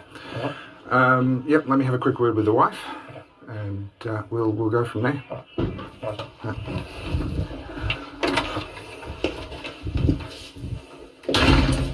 All right, well there you have it. I'm still streaming. What happened? Hey guys, police here to take me down to the station. So I'm going to head down with them, have a chat, and see what they've got to say. Apparently telling me that I have been inciting. So What? That's ridiculous. Yeah. So we will see what the bail conditions are. That's really what's going to set the tone for what happens from here going forward. Oh, wow, I'm shaking. If the bail conditions are reasonable, then I might be out today. If they are unreasonable, then I may very well not be. So we'll see. So spread the word. Make sure you comment on this. Make sure you share this. Make sure that everyone knows the police have now come and arrested me. Cheers, guys. So there you have it in his own words.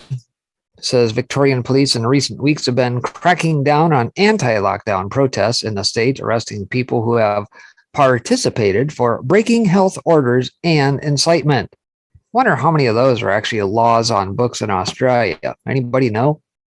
Or are these just more edicts and decrees from on high? Earlier this month, the Australian government announced a sweeping COVID-19 vaccine mandate for all authorized workers, Epoch Times reported. Victoria's Premier, Daniel Andrews, announced on October 1st that everyone with a job on the state's authorized worker list must have a first dose of a COVID-19 jab by October 15th and a second dose by November 26th to keep working on site, lest they risk losing their job. And I think if you flash back to maybe only a handful of weeks ago, there were some unions and that protesting outside of union halls, things of that nature. I would expect that's probably continuing. The requirement covers a vast range of professions spanning 1 to 1.25 million people in Victoria. The vaccination deadline is separate from another deadline. It's being imposed on those working in aged care, healthcare, construction, education, and freight. Victorian residents marched along South Bank Boulevard in downtown Melbourne and the track around the Royal Botanical Gardens. Participants carried a large white banner with the word freedom and voiced their dissent against vaccine mandates, lockdowns, and the current state government. The state continues to urge people to take the COVID-19 jab and has promised to ease restrictions once 80% of people are fully vaccinated. And that part is kind of key. Because what does that term mean? Right? At the end of the day, what does it mean to be fully jabbed? Anybody get a hold of anybody over in Israel as of late and what their thoughts are on that? First it was 2. Oh, now you got to get a 3rd. That's your booster. Oh, well, 3 ain't enough. Better make it 4. 5, 6, 10, 50, lifetime. Again, moving the goalposts. Rukshan Fernando, another Australian independent journalist, commented on Field's arrest in a Facebook Live video on Wednesday. This is what Australia, particularly in Victoria, has come to, where we are seeing more and more people being arrested for political reasons to be shut up, to be given ridiculous bail conditions, Fernando said. And we continue to see this. We continue to see our country go down this path, and it's not healthy. You're finding again with this arrest of Topher Field, the police coming after people who are being vocal, who are talking about these issues, who are raising questions that some of the media will not cover, he said. The police and the government want you to believe that everyone is on side, that everyone shares the same single view. They do not want political dissent. They do not want criticism, and they definitely don't want protest, Fernando added. He later updated to say that Field has been released and is now back at home under bail conditions. Field said in a Facebook Live video later in the day that the bail conditions were very reasonable, and he has a court date for January 19th, 2022. The videographer said that he was arrested on 2 charges of incitement and 2 charges of breaking public health orders. He stressed the police who arrested him were very lovely.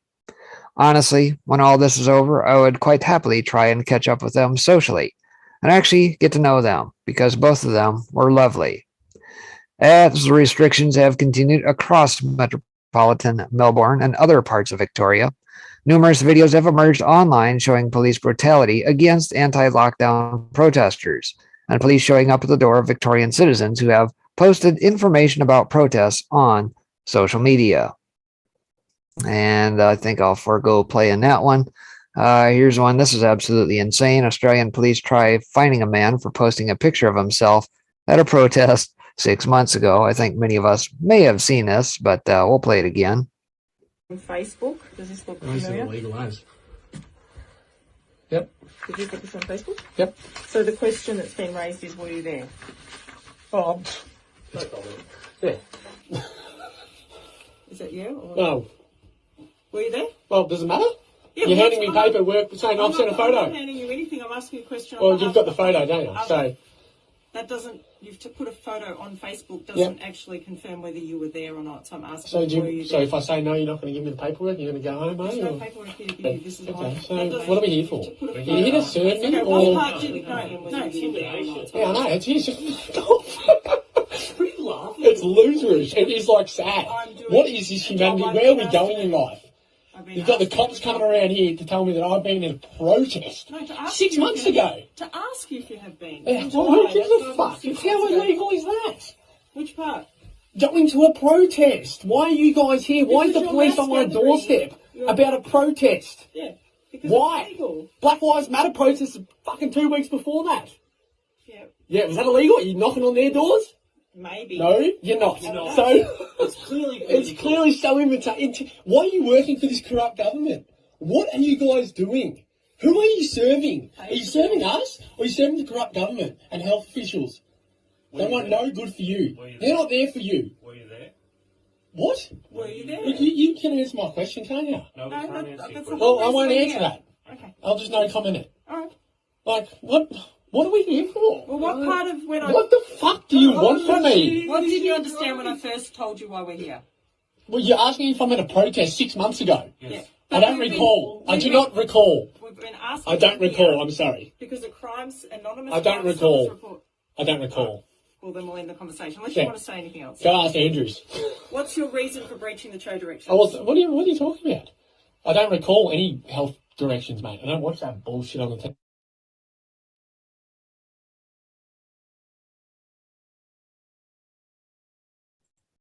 Yep, more of the same. Fox News host Tucker Carlson last week updated his viewers on Australia's long slide into tyranny. Again, I probably won't play that. Obviously, being Fox News here, I think many of us can probably watch that on our own. But yeah, this is what is playing out there. And this is just a microcosm of what they want to play out worldwide. So aside from that, or to big league politics, talking about immigration and the open borders and everything else, nearly 1 in 2 French citizens say all immigration, both legal and illegal, should be reduced to 0. Wouldn't that be nice if our borders were actually shut? Aren't we trying to build a wall once upon a time here in these United States? And now you see pictures of rusty portions of wall sitting there, won't be erected because they've basically terminated getting the wall done. Yeah. Says, as the issue of migration continues to be the central focus in France's upcoming presidential election, a new survey has revealed that nearly half of French citizens say that all forms of immigration, both legal and illegal, should be reduced to 0. A survey carried out just 6 months ahead of the election by the CSA Institute for C News showed that 41% of participants say they're in favor of halting all forms of immigration into France. Perhaps most notably, but also unsurprisingly, the poll revealed a stark left-right divide on the issue. Those who see themselves as right of center were most likely to support the idea of ending every form of migration into the country at 72%. Conversely, 87% of respondents who self-identified with France's various left-wing parties were opposed to the same idea. On the right, voters of the nominally more radical National Rally Party, led by Marine Le Pen, were most likely to support a total ban on immigration at 92%, while 63% of supporters at the center-right, pro-migration Republicans Party reported being in favor of such a policy. On the left, the idea was most ardently opposed to Green Party supporters at 93%, while 88% supporters of Macron's anti-populist, pro-business La France Insoumise Party and 81% of Social Party supporters were also against the proposal. Weeks ago, in what has been regarded as a clear attempt to court right-wing voters ahead of next year's vote, President Macron's administration announced that government would slash the number of visas granted to citizens from Algeria, Morocco, and Tunisia, since all three have largely refused to take back their citizens living illegally in France. Macron's liberal globalist party isn't the only party in France looking to steal voters from Marine Le Pen or Eric Zemmour. Michael Barnier, a top politician for the ostensibly conservative Republicans Party, who is expected to run for president, was recently ridiculed for abandoning his long-held position on immigration after he proposed that immigration into France from outside of the EU should be paused for 3 to 5 years. In the wake of Barnier's statements, the UK's Nigel Farage, the man who spearheaded the successful Brexit campaign, called him the biggest hypocrite ever born. So, yeah, obviously this, again, Macron is waging his battle on trying to get reelected. But France and many of the countries in the EU all have Soros to thank for open societies And one has to wonder, how the heck do people from, what were the countries again? Tunisia, Morocco, and where was it? Tunisia, Morocco, wherever else. How are they getting there? Who's transporting them? Algeria? How in the world are they getting from said places all the way to France? I mean, these people that tired, desolate, they can walk a whole continent of Africa through the Sahara Desert and a whole bit and just magically show up with iPhone in hand and some spiffy new shoes and clothes? How does that work? It's kind of the same tale we have going on our southern border, right? All right. Well, let's see here. Out of Citizen Free Press, 2020 was bought by Mark Zuckerberg. So I'll bounce over to the Federalist here, take a peek at this. I did cover this on the morning show out of another outlet, but bears repeating. 2020 election wasn't stolen. It was bought by old Zuckerberg. True story of how Zuckerberg privatized the government's voter registration and vote counting for Dems in 2020. Says during the 2020 election, Facebook CEO Zuckerberg spent hundreds of millions of dollars to turn out likely Dem voters. But this wasn't traditional political spending. He funded a targeted, private takeover of government election operations by nominally nonpartisan, but demonstrably ideological nonprofit organizations. Analysis conducted by our team demonstrates this money significantly increased Biden's vote margin in key swing states. This unprecedented merger of public election offices with private resources and personnel is an acute threat to our republic and should be the focus of electoral reform efforts moving forward. The 2020 election wasn't stolen. It was likely bought by one of the world's wealthiest and most powerful men, pouring his money through legal loopholes. So partisans running local election offices? Well, yeah. The Center for Technology and Civic Life, Ctcl, and the Center for Election Innovation and Research, CEIR, passed a staggering $419.5 million worth of Zuckerberg's money into local government election offices, and it came with strings attached. Every Ctcl and CEIR grant spelled out in great detail the conditions under which the grant money was to be used. This is not a matter of Democrats outspending Republicans. Private funding of election administration was virtually unknown in the American political system before the 2020 election. Big Ctcl and CEIR money had nothing to do with traditional campaign finance, lobbying, or other expenses that are related to increasingly expensive modern elections. It had to do with financing the infiltration of election offices at the city and county level by left-wing activists, and using those offices as a platform to implement preferred administrative practices, voting methods, and data sharing agreements, as well as to launch intensive outreach campaigns in areas heavy with Dem voters. For instance, Ctcl/CEIR funded self-described vote navigators in Wisconsin to assist voters potentially at their front doors to answer questions, assist in ballot curing, and witness absentee ballot signatures.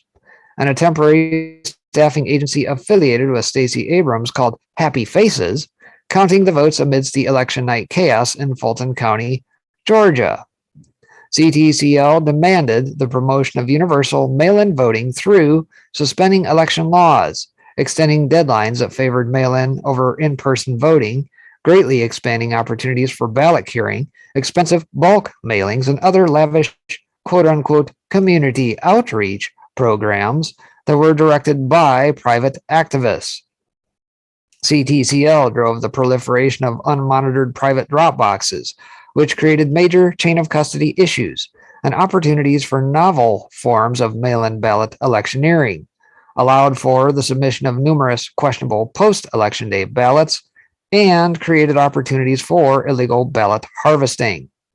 Ctcl greatly increased funding for temporary staffing and poll workers, which supported the infiltration of election offices by paid Dem Party activists, coordinated through a complex web of left-leaning nonprofit organizations, social media platforms, and social media election influencers. Staggering partisan spending. So the amount of additional money these groups poured into elections offices in Dem voting areas was truly staggering. To put it in perspective, federal and state matching funds for COVID-19 related election expenses in 2020 totaled $479.5 million. The Ctcl and CEIR money totaled $419.5 million. These two private nonprofits were responsible for an 85% increase in total additional election funding, and that largesse was concentrated in a relatively small number of heavily Democratic municipalities. Although Ctcl and CEIR are chartered as nonpartisan 501c3 corporations, our research suggests that the $419.5 million of Ctcl and CEIR spending that took place in 2020 was highly partisan in its distribution and its effects. Like I stated this morning, anyone recall Lois Lerner back under 44? It used to be in the old IRS, nose up Lois Lerner, how she used to go after like Tea Party 501c3s and anybody that went against Obama at that time. What happened to them? Oh, they didn't get their 501c3 status, or they actually vilified them, went after them. Do you think the old IRS did the same with these, or did they just grease the skids, let them slide right on through, and lickety split away they went? I would tend to believe the latter. It says, of the 26 grants Ctcl provided to cities and counties in Arizona, Georgia, Michigan, North Carolina, Pennsylvania, Texas, and Virginia that were $1 million or larger, 25 went to areas Biden won in 2020.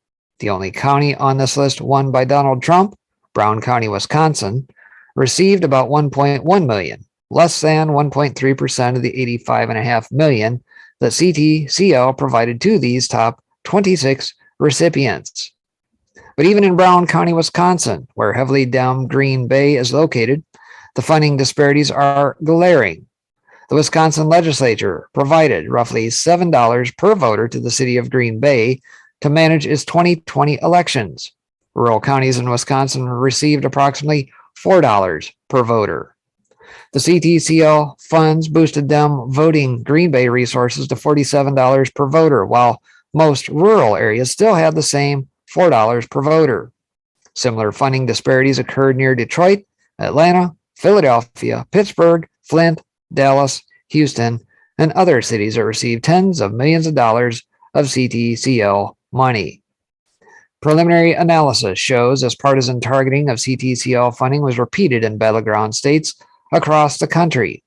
Our first case study, however, examines the effect of Ctcl spending on the 2020 election in Texas. The figure below shows the counties that received Ctcl spending ranked by per capita Ctcl spending in Texas, and as can easily be seen, the counties with the highest per capita levels of Ctcl spending were, Dem counties. So here per the charts, 2016 outcome, Clinton won in blue, Trump won in red, Webb, Dallas, Cameron, Harris, Bexar, Travis, all blue. And then you see Hayes in red and a whole litany of others all the way down on a spending per capita. But obviously they threw some big time dollars, $10 per voter, north of about probably $6 a voter, $5 a voter, $2.50 a voter, or spending per capita rather, in those top three counties. Crazy. So it should be noted that Tarrant County, which contains Fort Worth, is listed as a Republican county, but flipped Dem in 2020. The DFW, Exurban, Denton, and Collin counties, which are solidly Republican, are not included here because they received no Ctcl funding. Funding and managing elections has always been a government function, not a private one, and for good reason. Private organizations are not subject to the rules for public employees and institutions. They are not required to hold public hearings, cannot be monitored via open records requests, and other mechanisms of administrative and financial transparency are not subject to the normal checks and balances of the governmental process and are not accountable to voters if the public disapproves of their actions. The practical effect of these massive privately manipulated election office funding disparities was to create a shadow election system with a built-in structural bias that systematically favored Dem voters over Republican voters. The massive influx of funds essentially created a high-powered, concierge-like get-out-the-vote effort for Biden that took place inside the election system rather than attempting to influence it from the outside. We call this the infection of structural bias into the 2020 election, and our analysis shows it likely generated enough additional votes for Biden to secure an electoral college victory in 2020. So how did this money affect Texas? Well, although the magnitude and partisan pattern of Ctcl and CEIR spending on its face would suggest their efforts harvested a large number of extra Dem votes, more proof is needed. We analyzed the likely effects of Ctcl and CEIR spending on Biden's vote margin in 2020 using publicly available data from government reports combined with widely available voter and demographic data. Specifically, we used Bayesian additive regression trees, or BART, to learn how changes in key election variables impact the change in Biden's 2020 vote share. BART is a machine learning algorithm that is considered a gold standard in making causal inferences. It enables us to avoid mistaking correlation for causation in our estimations. For each county, we used 1, two-party Hillary Clinton 2016 vote share, 2, turnout percent in 2016, 3, county share of the total state population, 4, geographic location measured in terms of longitude and latitude, and 5, per capita Ctcl and CEIR spending to predict changes in Biden's two-party 2020 vote margin. The figure below shows the expected impact of per capita Ctcl spending on Biden's vote total in Texas according to our model. So we start off with 0, get all the way up here to above, maybe about $1.10, 20-ish, and we level out at expected impact of vote total, somewhere in the 200,000 range on the y-axis. So the undulating line shows the amount by which Biden's vote total is expected to change as Ctcl's per person spending increases. The actual per capita level of Ctcl spending in Texas, represented by the vertical line, is shown to have narrowed Trump's Texas margin of victory by about 200,000 votes, which, while significant, was not enough to swing Texas into Biden's electoral vote column. To put this figure into perspective, however, Ted Cruz's margin of victory over Beto O'Rourke in Texas' 2018 Senate race was only 214,921 votes. It is not inconceivable that Dems would consider a similar effort were it to take place in 2024, a small price to pay to oust Cruz from his hotly contested Senate seat. So the question's asked, did Zuck Bucks flip Wisconsin and Georgia? So our preliminary results in Georgia and Wisconsin suggest a similar impact on Biden's vote margin from Ctcl spending, and spending in those states was likely large enough and targeted enough to have shifted them into Biden's column. This research and analysis project will culminate in the creation of a counterfactual electoral map based on the combined results of our state-by-state analysis. It will reflect how the election results would have looked after the last legal ballot was counted if Ctcl and CEIR did not spend the $419.5 million in 2020. We have good reason to anticipate that the results of our work will show that Ctcl and CEIR involvement in the 2020 election gave rise to an election that, while free, was not fair. The 2020 election wasn't stolen. It was likely bought with money poured through legal loopholes. Yeah. So there you have that. And we kind of knew that, right? Going into this, how that was going to play out.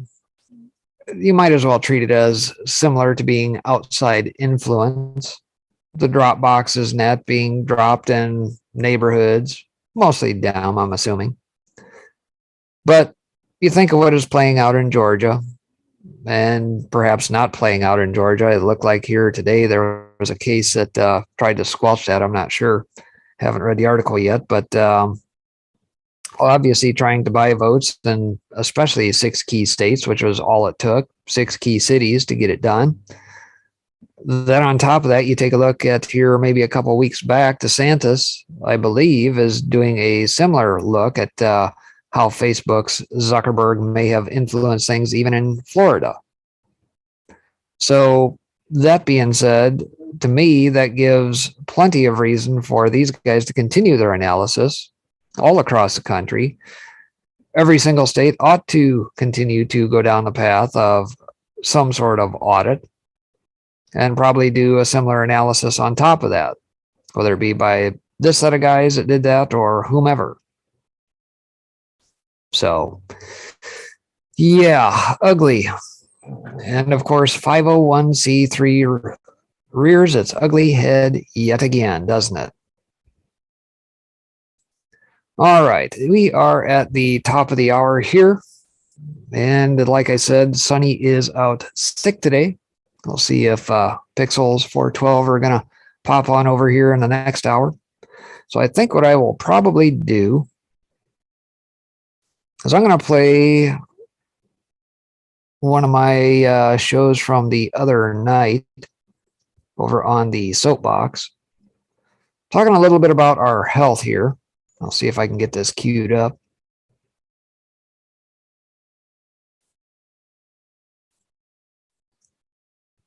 Let's see here.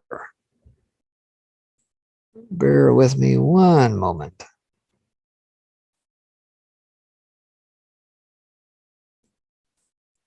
All right, let's see if I can do that. This one you can find on the old archives. This is episode 99, says, "Are you immune?" And what I'm talking about here is talking about our immune systems, how we can build those up, especially now as things play out.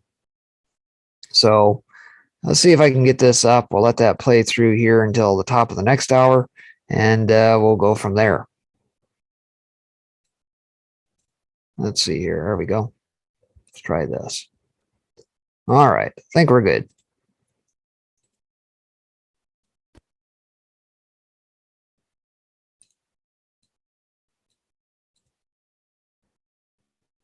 Download the old PDFs and use it at your leisure. That being said, appreciate you guys tuning in. Know you folks over on D Live. If you were over on Vaughn Live, Trovo, well, we got booted out of there, as did a number of channels. See ya. Bye-bye, China. And, of course, the old Foxhole app. We were over on the Tiger Network and, of course, over on Rumble here this evening. So that being said, let me get things fired over, and we'll see you back here on the other side.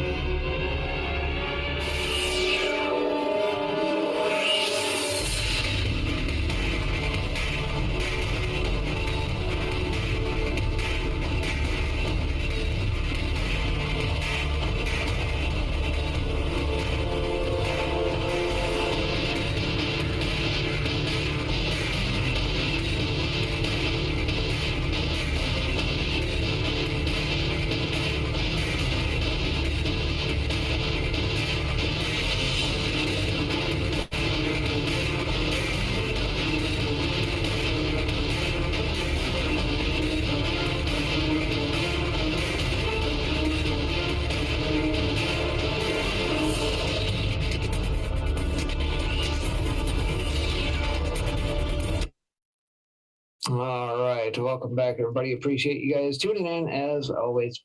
Good to see many of you regulars here in chat here this evening. Looks like Mark 3 YYZ, Susie Bernier, Moonglow, Light Switch, Dee Dee and Kira Jean, 78 RPM Rising 1, 2, 3. Light Switch, Tim Mall, Crow for Freedom. Let's see, we got Nancy Salty Beaver in house here this evening, Vigilator, etc. We got a few of you guys over on the Vaughn Live side. We got Sunny Days 85, we got IFN, C4 Liberty 2020, Little Flower, and even over on the Rumble side, looks like Syracuse Jeff hanging out over there as well this evening. So tonight, like I mentioned, I am going to talk a little bit about our immune system. I'm going to take a little trip back in time here to some articles that I collected, probably about 2012, 13, 14, 15 time frame. Probably some tough to find articles by now, I suppose. But I'll just do a little word search through some documents that I got here and make a go of it here this evening. So with that being said, let me kick off with one of my secondary books, my overflow book at this point of about 400 and some articles in here at this point. This thing's got about 1,600 pages to it, but I'm just going to word search this thing through immune and highlight the fact. Back, I believe, in 2017, they had what was known as the Immune Defense Summit. And I had the opportunity to sit through that at the time. This was in a period of time where I sat through a lot of various summits, whether it be the Truth About Cancer series with Ty Bollinger and his wife, and when that initially kicked off back around then, whether it be the Truth About Vaccines, whether it be about Vaccines Revealed, Immune Defense Summit, and heck, I think there was a whole pile of them that just 2017, 2016, 2018 timeframe, all through there. There was just a number of summits. Got a lot of the information that sent directly to me afterwards with all the show notes and various programs and whatnot. But this was, I believe, July 24th is when it started back, 2017 timeframe. Pretty decent summit, pretty interesting cast of folks, Nat, that joined. We had people like Isabella Wentz, Thyroid Disorders and Immune Health. We had Daniel Pompa, Detox and Immunity Solutions. We had David Minkoff, Overcoming Lyme Disease and Co-Infections. Nikki Gratrix, Link Between Emotions and Disease, Ty Bollinger, Avoiding Cancer Cell Growth, that sort of thing. And this went on for about 7 days. So it was rather interesting. Like I said, I got a lot of the information in that as part of that Immune Defense Summit, as it were. But I'm going to take a buzz through my other booklet here, same thing here, and we'll start hitting some of these articles. I probably won't get through them all because I've got quite a few, but let me start off with this guy here. I'll back up one here. There we go. And this one's talking about very promising. USC researchers discover how to regenerate your entire immune system in 72 hours. This dating back to December of 2014. So the immune system is something that is highly misunderstood, not just by everyday people, but also by the many conventional doctors who we depend on for health advice. Now, mind you, flash forward 7 years here, and I might question that and say, should we really trust our doctors at this point? Should we trust going to even hospitals at this point based on the protocols that we see playing out? So that's why it's going to be important to have this bit of information to make your own assessments and adjustments and prepare for it. Most people resort to things like synthetic vitamins and medicines, ignoring better natural alternatives to deal with colds and improve immunity. But the cycle of sickness always seems to continue. For people with compromised immune systems, there are many natural options, and now researchers have discovered what could well be one of the best ways to reset and recharge your immune system, one that happens to be free and is believed to work even in the elderly as well. It says white blood cells help immune response, and they can be recycled through fasting. The study showed 3 days to a whole new immune system. According to researchers at the University of Southern California, the act of fasting for as little as 3 days can regenerate the entire immune system, even in elderly people. The researchers said that fasting helps the body's stem cells to begin producing new white blood cells, which help to fight off infection. They added that the discovery could be especially effective for people suffering from damaged immune systems, including chemotherapy patients who were protected from the toxic impacts of the treatment during the fasting period. Note, we personally don't recommend chemo. Consult a holistic doctor for more information. And flipping a regenerative switch. As the researchers noted, the act of fasting for as little as 3 days can regenerate the entire immune system, even in elderly people. Fasting gives the okay for stem cells to go ahead and begin proliferating and rebuild the entire system. Professor Walter Longo, professor of gerontology and the biological sciences at the University of Southern Cal, told the UK's Telegraph. He added that the body actually removed parts that were damaged, old, or inefficient during the fasting process, creating literally a new immune system. According to Dr. Longo, a person's system recycles unneeded immune cells, especially damaged ones, in order to create energy while they are fasting. Over the course of the body's trials, participants were asked to regularly fast between 2 and 4 days over a 6-month period. The study was released in June, and Dr. Longo said that clinical trials must still be completed, but added that the research looks very promising. And of course, you can read the full study in the Journal of Cell Stem Cell by clicking here, which will take you to cell.com and an abstract, et cetera, et cetera. That was on althealthworks.com from back in 2014. No idea if that site is even still around, but nonetheless, even if some of these links are expired, doesn't matter. The bottom line is at least captured it from back in the day and still have this. So that's a wealth of information. So that being said, we'll take a buzz around some of the other ones that I got here. We'll just kind of go right on down the list, no particular order. 4 probiotic foods that bulletproof the immune system. And this one from December of 2014 as well. Says, as scientific research in the area of probiotics continues, modern medicine is beginning to realize just how important a role bacteria plays in the overall health of the human body. A ration of 85% good bacteria to 15% bad bacteria appears to be the ratio at which the body is able to function optimally. Unfortunately, chronic diseases, overuse of antibiotics, or simply a poor diet can greatly affect this ratio. The good news is, however, that the good bacteria can be restored through diet, especially a diet that includes any or all of the probiotic-rich foods listed below. So let's walk through a few of them. Fermented vegetables. The idea of fermenting vegetables goes back to ancient times, when it was seen as an important way to store food for long periods of time in the days before refrigeration. However, people are increasingly coming to understand that this is not just a great way to preserve food. It is also incredibly healthy for the body. Fermented vegetables are incredibly rich in lactobacilli, a kind of bacteria that can help prevent yeast infections throughout the body and good for intestinal health. One of the best known fermented vegetables is kimchi, a spicy fermented cabbage dish from Korea.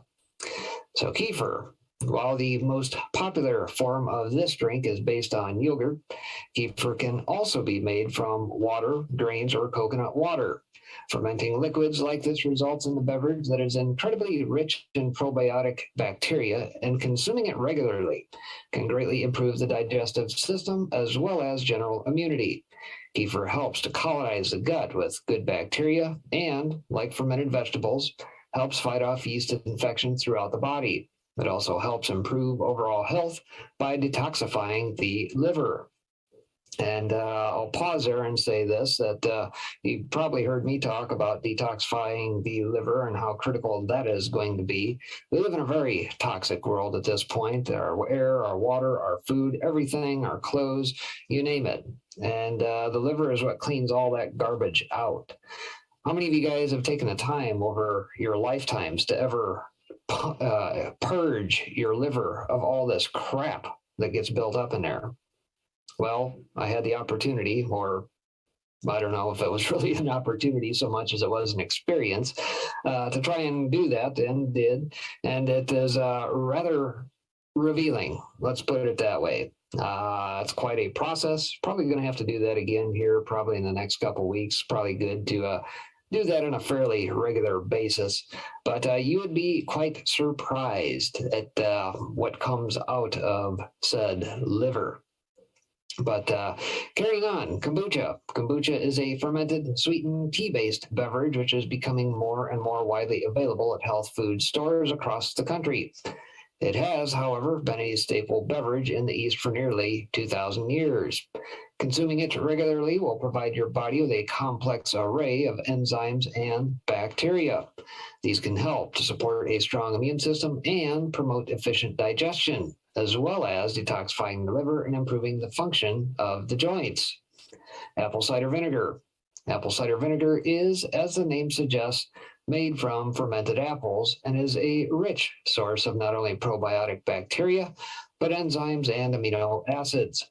Research is still ongoing into the myriad health benefits this will provide, but it has already been shown to aid digestion, promote weight loss, help regulate blood sugar levels, and strengthen the body's immunity. It is little wonder that it has become such a popular addition to so many diets.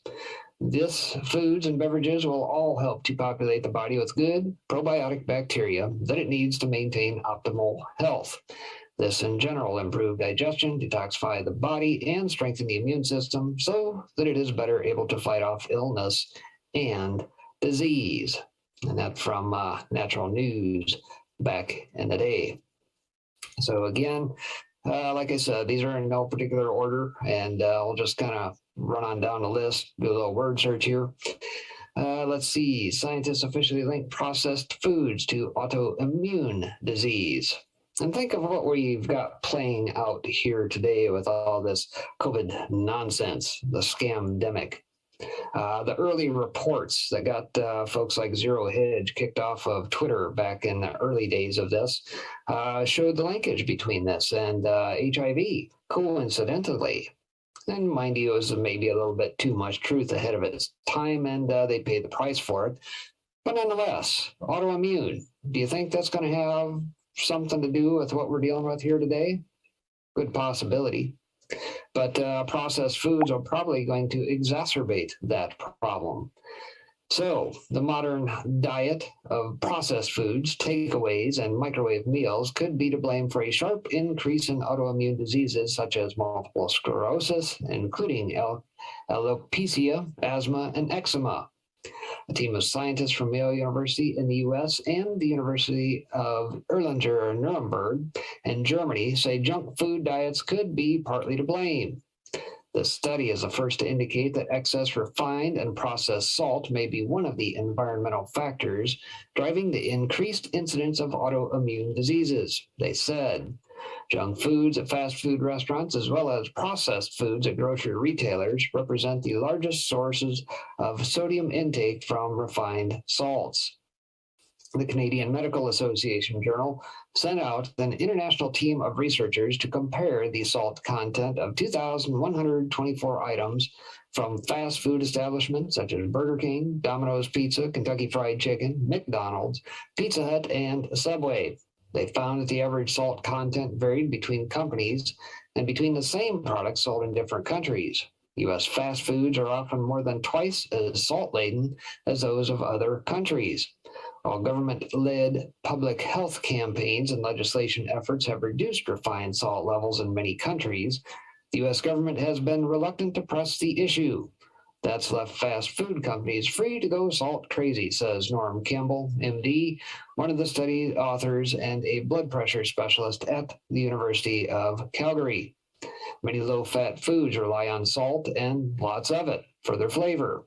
One packet of KFC's Marziti Light Italian dressing may only have 15 calories and half a gram of fat, but it also has 510 milligrams sodium, about 1.5 times as much as one original recipe chicken drumstick.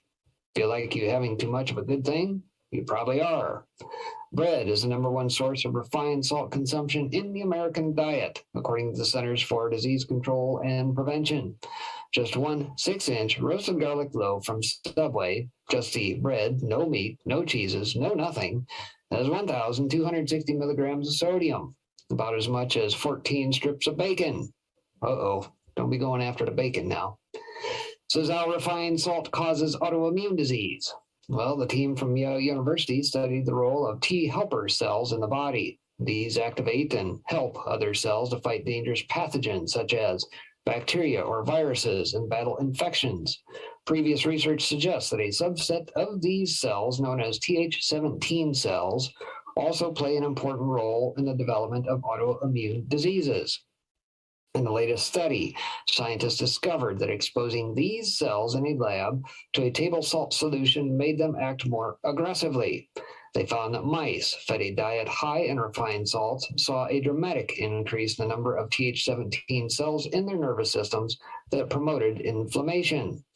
They were also more likely to develop a severe form of disease associated with multiple sclerosis in humans. The scientists then conducted a closer examination of these effects at a molecular level.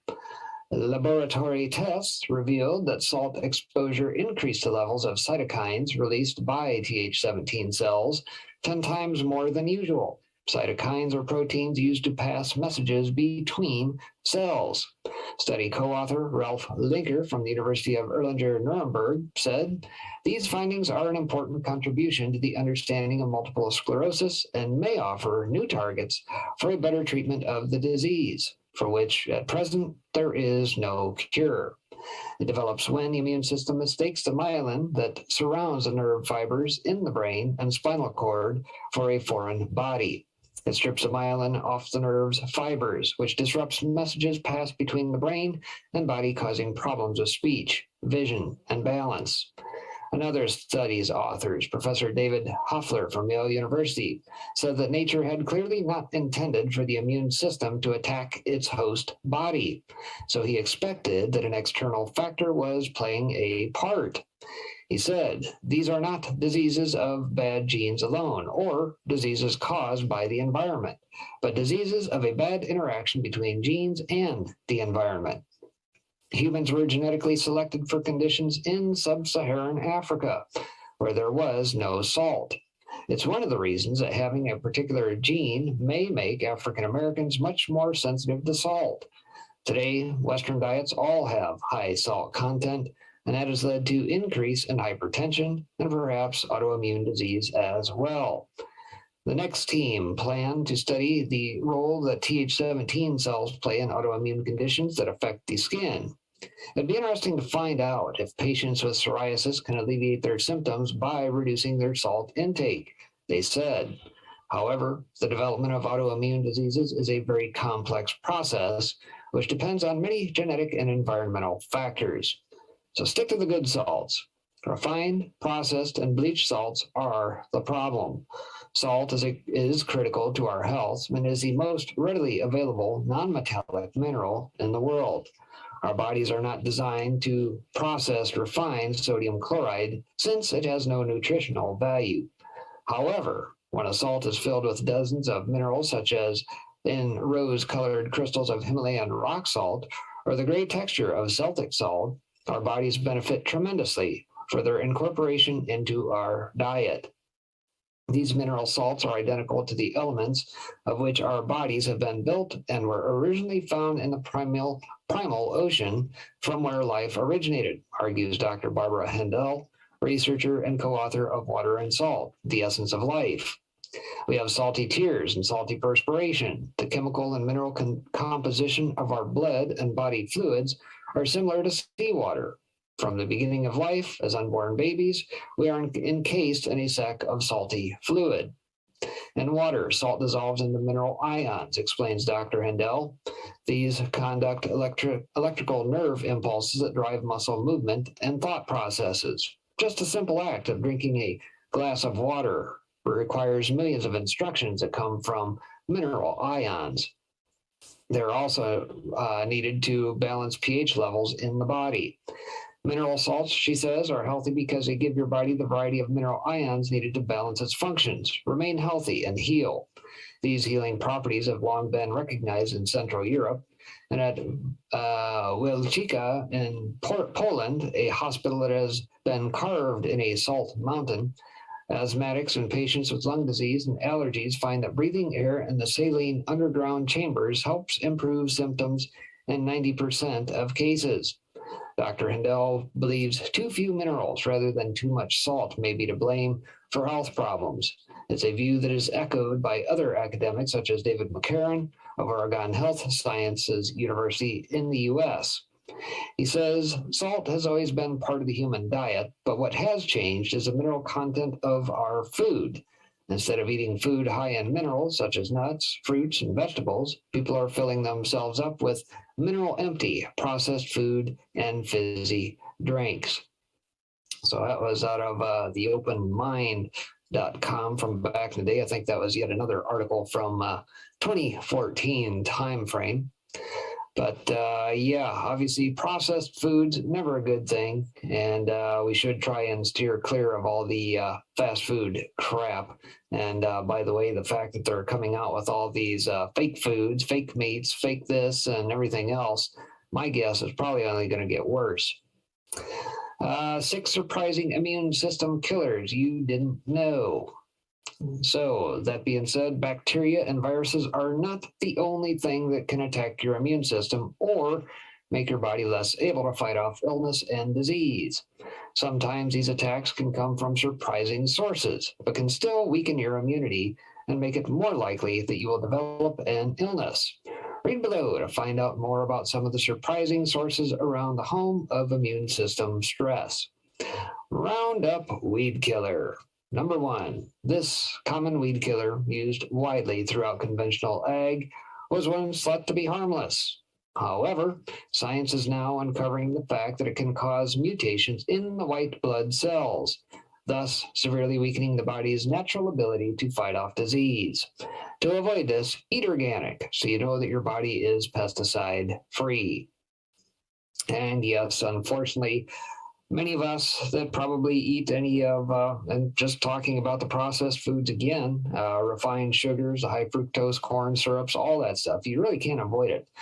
Unless you read your labels, get away from those things, get back to cane sugar type products, things of that nature, know your sources, and try and get away from corn-based sweeteners, especially because they use this Roundup Ready Bt toxin crap all on the corn, and all that gets interjected into these processed foods, unbeknownst to many. Microwave popcorn. The bags that contain microwave popcorn are coated with chemicals called perfluorinated compounds, PFCs, that prevent the popcorn from sticking to the bag while it is being microwaved. Unfortunately, these PFCs have been linked to weakened immune systems and may even render vaccines ineffective. Whoa, that's interesting. Maybe there's a catch-22 to this guy. And, given where we are at here, and I don't know if I have the date on this article, might be back 2014 time frame. Maybe this is a natural killer. Just eat a bag of popcorn. Microwave popcorn, that is. Try popping your own popcorn on the stovetop. Your kids will love it. Non-stick pots and pans. PFCs are also present in many pots and pans and prevent food from sticking while it is being cooked. As mentioned previously, these chemicals weaken the immunity but also can disrupt hormonal balance and have been linked to the development of osteoarthritis. Replace these, if possible, with pans made of glass, stainless steel, or iron. Isolation. People who report feelings of loneliness or who are social isolated can often feel stressed or depressed about these feelings. This chronic stressor can act as a dampener upon the immune system and make your body much more vulnerable to disease. Try to keep an active social life and stay connected with family and friends. Holy cow, you talk about a little bit of prophecy here. This was probably back 2013-14 time frame, flash forward 7 years, and it almost reads like a little bit like a playbook as to how things are going to play out here. Crazy. Sleep deprivation. Lack of sleep or fitful sleep can lead to a weaker immunity as well. Sleep deprivation actually lowers the number of killer T cells in your body and makes it more difficult for you to fight off infections. Aim for 7 to 8 hours of sleep per night if possible. Antibiotics. This may sound counterintuitive, but use of antibiotics can actually weaken your immunity. This is mostly because they have a detrimental effect upon the healthy bacteria that lives in your gut and help your body to fight off disease. Only use antibiotics when you need them, and be sure to take probiotics during and after their use. So not what most people think. Many of the things listed above are not what people think about when they are considering what attacks their immune system. However, they can still cause damage to your body's ability to fight off infection and disease. The good news is that for most of the part, they are simple ways to avoid these hidden attackers and keep yourself healthy. That out of Eat Local Grown from back in the day. Let's see here. Let's move on to another one or two here. I don't know how much time I got here. About 8:36. All right. Let's see here. I'll kick on right down the line. 1, 2, 3, 4. Let's see. This potent herb heals COPD, adrenal fatigue, cancer, immune dysfunction, and more. All right. So this back January 23rd time frame. I'm guessing probably 2014 time as well. Cordyceps. Yeah. Cordyceps burst into the media spotlight in 1993 when a team of Chinese women's track and field runners broke 9 world records at the Chinese National Games in Beijing. Initially, the Chinese team was suspected of using steroids. And after testing negatively for anabolic steroid use, the team's coach revealed that the success of the Chinese athletes was not drug-related, but was instead the result of a daily cordyceps elixir, which significantly boosts the body's energy, endurance, stamina, and overall vitality. This highly publicized episode launched the widespread use of cordyceps by the world's top athletes. So cordyceps is considered in Asia to be a powerful athlete's tonic. It has no steroidal constituents, but greatly improved performance and muscle building capability. It is greatly treasured and has been used for thousands of years in China. Chinese herbalists classify it as an adaptogenic, superior tonic herb. Cordyceps is legendary for its immune modulating and energy enhancing abilities. It also has a potent anti-inflammatory. Cordyceps is a cherished anti-aging agent and a rejuvenator, which is especially beneficial for the elderly. Folk and TCM, the traditional Chinese medicine, use cordyceps to successfully treat a wide variety of health problems, and only a small select group of herbs are considered superior tonic herbs in Chinese medicine's Materia Medica. According to Ron Tiergarten, founder of Dragon Herbs, author, researcher, practitioner of Asian healthcare since 1971, and a practicing herbalist since 1974, for an herb to be recognized as a superior tonic or herb, that herb must have been found over many centuries of human use to meet 6 specific qualifications. A tonic superior herb must have anti-aging characteristics and must aid in the attainment of a long life. A tonic herb must have broad and profound health-promoting actions that result in a radiantly healthy life. A tonic herb must help balance our emotional and psychic energy so as to help improve one's state of spiritual and emotional well-being and happiness. A tonic herb must have no negative side effects when used reasonably, and therefore may be taken continuously over a long period of time if desired, yielding cumulative long-term benefits. This emphasis on safety is in accordance with the first law of Chinese herbalism: do no harm. Gee, where have we heard that before? Sounds a little bit like the Hippocratic Oath that supposedly doctors are supposed to take. But never mind when the dollars are getting shoveled into your pockets for, the latest toxin to throw into your body, by pill form, jab form. But I digress. A tonic herb must taste good enough to be consumed easily and must be easily digestible and assimilable. Most of the herbs in the tonic category do taste good, and, in fact, any of these tonic herbs may be used in healthy cooking. Most are used commonly in a healthy Chinese diet. The tonic herbs are considered to be a major food group in the Asian diet. A tonic herb must contain at least one of the 3 treasures in such abundance that it can contribute to the building and maintenance of that treasure in one who consumes it. Some of the tonic herbs contain just one of the treasures, some contain two, and some contain all three, in varying amounts and with varying power. A key point to keep in mind is that cordyceps excels at oxygenation. The fungus dilates the airways in the lungs, resulting in increased oxygenation of the blood. Thus, more oxygen reaches the cells, helping to increase the mitochondria's energy output. In addition, both C. sinensis and C. militaris contain unique medicinal components such as specific nucleosides called cordycepin and adenosine. These active ingredients have been proven to play a key role in increasing ATP production and are additionally useful to the cardiovascular system, helping to regulate blood pressure. ATP, or adenosine triphosphate, is the intracellular energy source for your muscles. So what exactly is cordyceps?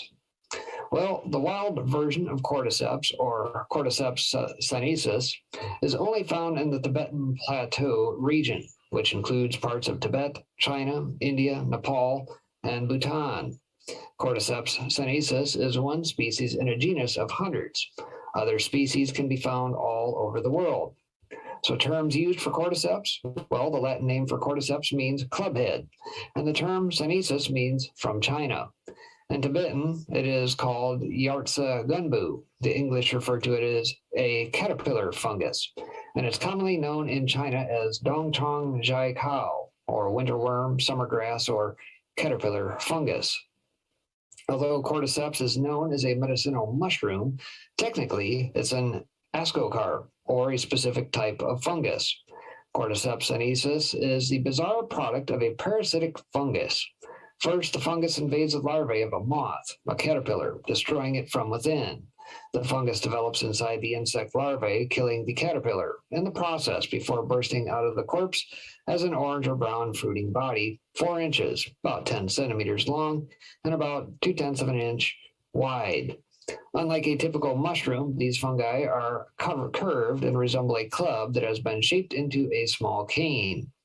Traditionally, the remains of the dead caterpillar larvae, along with the invading fungus, is harvested at the precise time, then carefully dried and bundled and sold in markets as cordyceps. In fact, cordyceps is one of the most expensive mushrooms in the world. Historically, only the emperor and the upper classes of China could afford it. In fact, unauthorized procurement of this prized mushroom was punishable by death, unless, of course, it was destined for the emperor and his family. Currently, a pound of wild, high-quality cordyceps can cost up to $1,000 or more in Hong Kong. Now, mind you, this was probably back 2013-14 timeframe. I'm sure with inflation now, it's probably a little bit more than that. By the 1980s, the overharvesting of wild cordyceps, along with increased medical demand in China, necessitated innovative methods for growing and cultivating a domestic version of cordyceps. So Cordyceps militaris, cultivated on bread larvae, shown at the IMMC5 exhibition. In early 2010 in the UK, a research article was published demonstrating how cordycepin, one of the active ingredients in Cordyceps militaris and O. sinensis, is succeeding in stopping cancer cell reproduction. Most high-quality cultivated cordyceps are derived from wild spores, either from the sinensis or militaris species. Cultivated versions of cordyceps are very concentrated, exhibiting the same health-enhancing qualities as wild varieties. In the last several years, it has become possible to grow a number of fungi by fermentation technology. The fungus is literally grown in large tanks, and in just a matter of days, a large quantity can be produced. Cordyceps is almost identical to that of the wild variety, and pharmacological and clinical studies seem to further confirm this. The cordyceps contained in most commercial products is produced by this technology. In fact, numerous tests have demonstrated that the cultivated form of cordyceps is equally as potent as the wild version, and in some cases more potent than the wild caterpillar body form. And so, as far as sampling of cordyceps health benefits, the traditional Chinese medicine uses cordyceps to strengthen and regulate the kidney and lung meridians.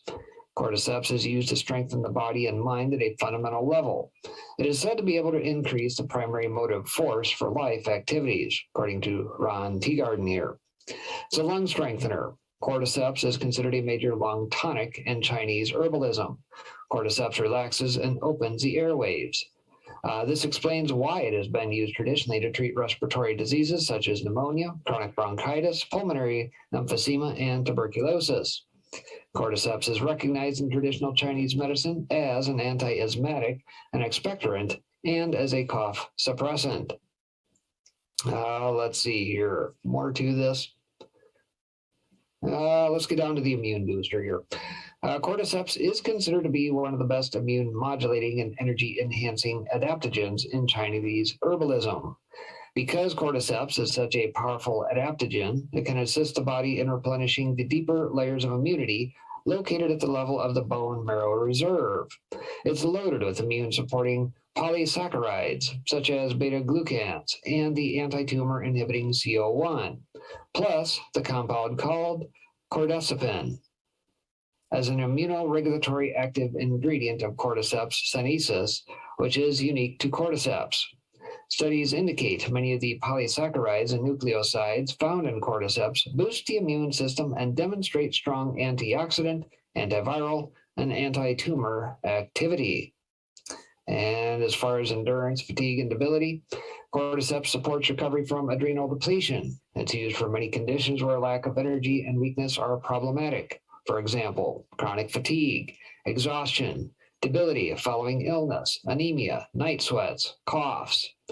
Cordyceps is commonly used as a restorative tonic for those who are convalescing from an illness or injury or following an operation or after giving birth.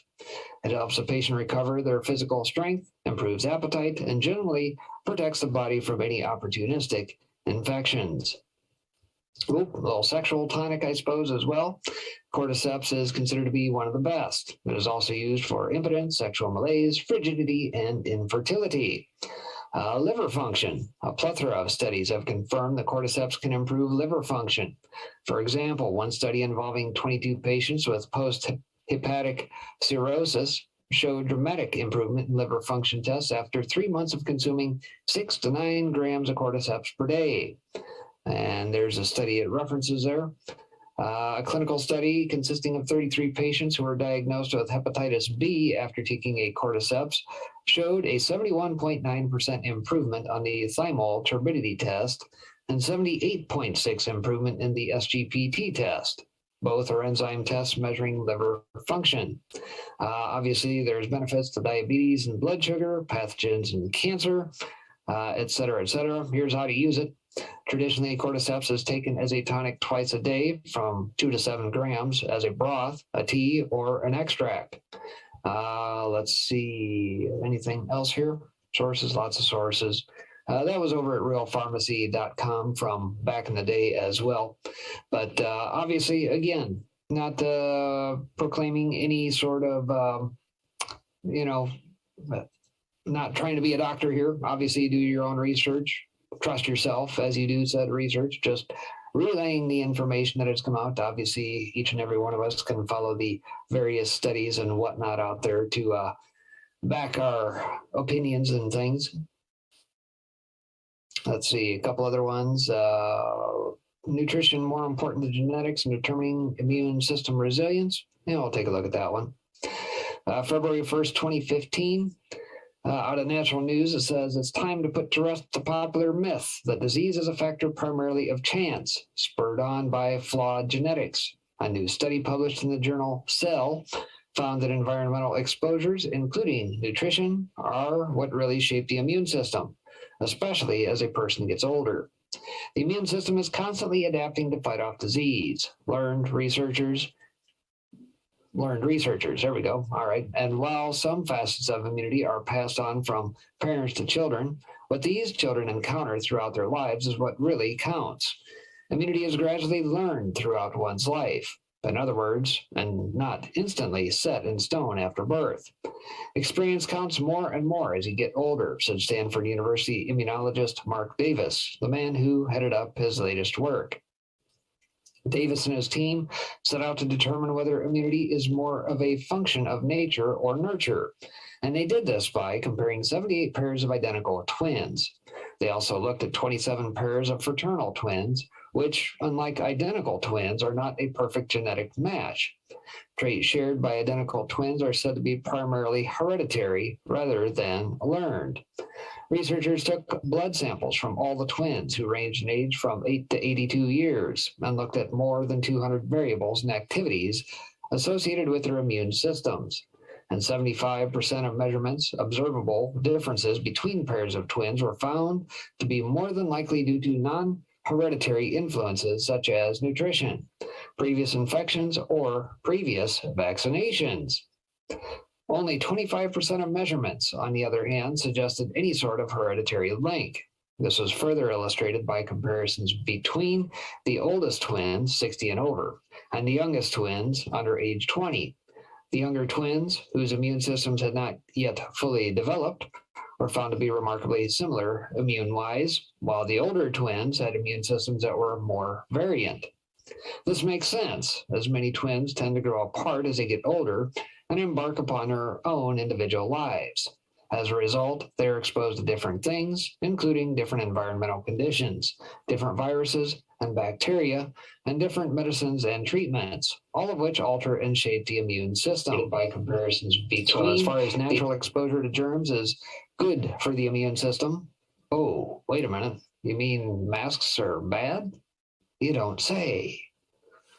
Similarly, when the research team administered flu vaccines to participating twins, they observed no clear signs that genetics played any role whatsoever in how many antibodies were produced. It all comes down to individual exposures, diet, and other lifestyle factors that influence immunity and ultimately determine whether or not a person will succumb to disease.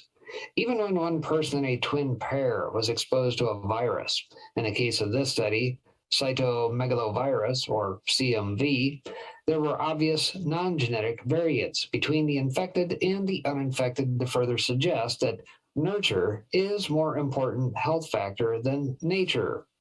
Of the 16 pairs of identical twins analyzed, where one twin had CMV and the other didn't, researchers noted major differences in nearly 60% of the components studied. With this in mind, avoiding germs, which we are all told to do to stay healthy, may actually cause more harm than good. Early exposure to germs can help prime the immune system, much like how vaccines are supposed to work. When these exposures don't occur, immunity is weakened. I'm a strong believer in the power of dirt, added Davis. This study just says the environment plays a huge role in shaping what your immune system looks like. Interesting. Again, semi-prophetic before its time, I suppose, but, it's not like people are dumb, and we know this stuff. They think we don't know this stuff, but yet we see the sheep wandering around, got their face diapers on, and it's much to their own chagrin. They will suffer the consequences, and rather than help themselves and prevent sickness from spreading, they're actually doing more harm than good. We know better. Let's see, what else? Well, we talked about processed foods. 4 reasons your autoimmune disorder won't go away. Another one out of Natural News here from 2015 timeframe.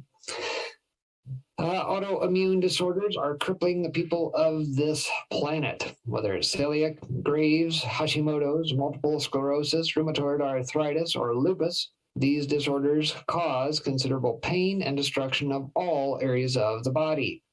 Although many sufferers have been able to manage their conditions by avoiding inflammatory foods, taking medications, and using natural therapies, few seem to be able to get rid of it entirely. These are some of the core reasons. Heavy metal toxicity. Heavy metals are at the root of many different health conditions, including autoimmune diseases. You would think that they would be quite easy to avoid, but the prevalence of them in seafood, dental amalgams, vaccinations, personal care products, cookware, baking powder, smoke, paint, and soda cans ensure that most everyone has some degree of heavy metal toxicity. These deadly toxins have an affinity to lodge in fatty tissues of the body, like joints and the brain, and repel beneficial bacteria in the gut.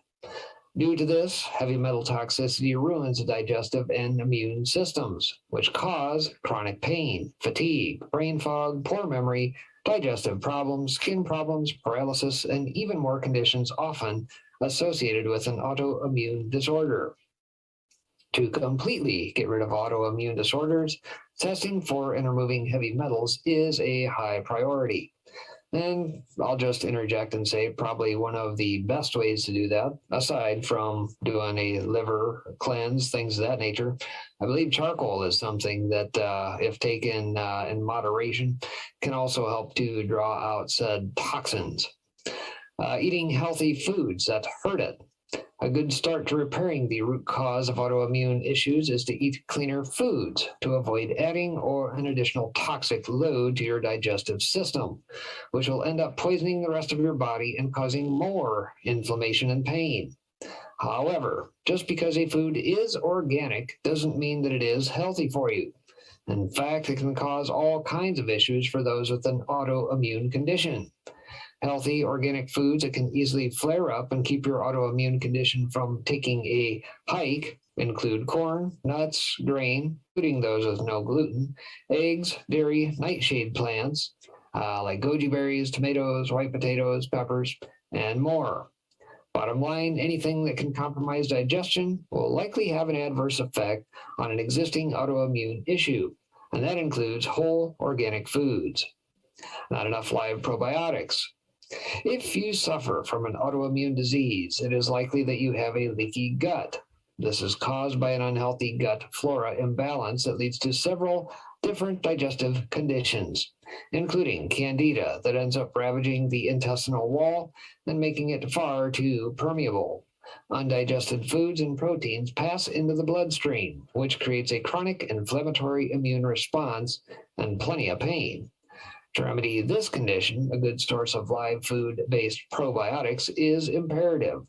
Sticking with fermented vegetables, non-dairy kefirs, and apple cider vinegar on a daily basis is a great start to repopulating and sealing the gut, so you can extinguish the inflammatory response.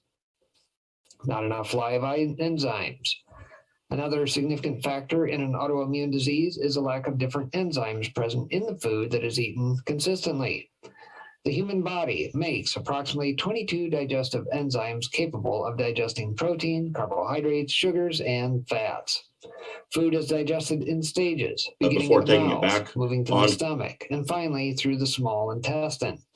At each step, specific enzymes break down different types of foods. Unfortunately, people tend to eat foods that are very enzyme deficient, and as a result, don't fill the massively depleted enzyme stores in their body.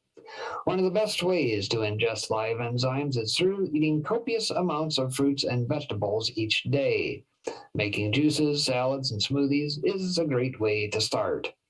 There are several other factors that could contribute to an autoimmune condition, including vitamin D deficiency and a reliance on prescriptions. But the root of this condition always comes back to an improperly functioning digestive system that leads to a leaky gut and other system malfunctions as well. So here's a couple links in that in there: healingthebody.ca, heal your gut, top 5 superfoods, balance your inner ecosystem, things of that nature. Recording in progress.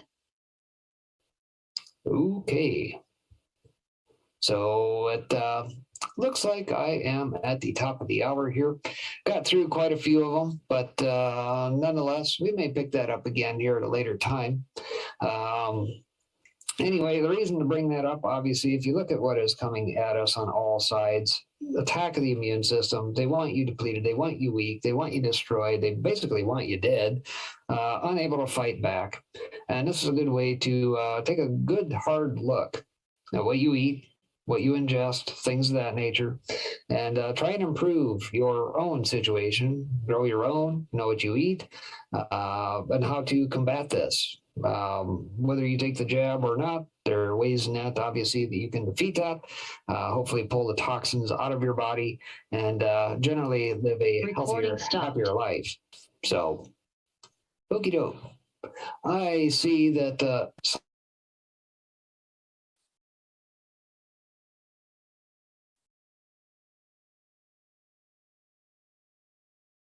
that was a show I did here over on the soapbox here a couple weeks back. Still important here today. Granted, we had sunny out here this afternoon, so figured out what the heck, we'll throw that in.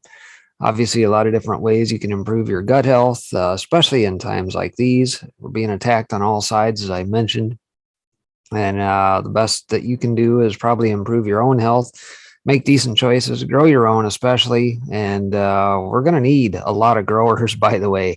If you've listened at length to me in the mornings and that, talking about the coming shortages, things of that nature, and what is playing out here, get to know your neighbors, get to know them, get to know who can grow what. And when it's all said and done, hopefully you guys can exchange products when it comes harvest time and live fruitfully.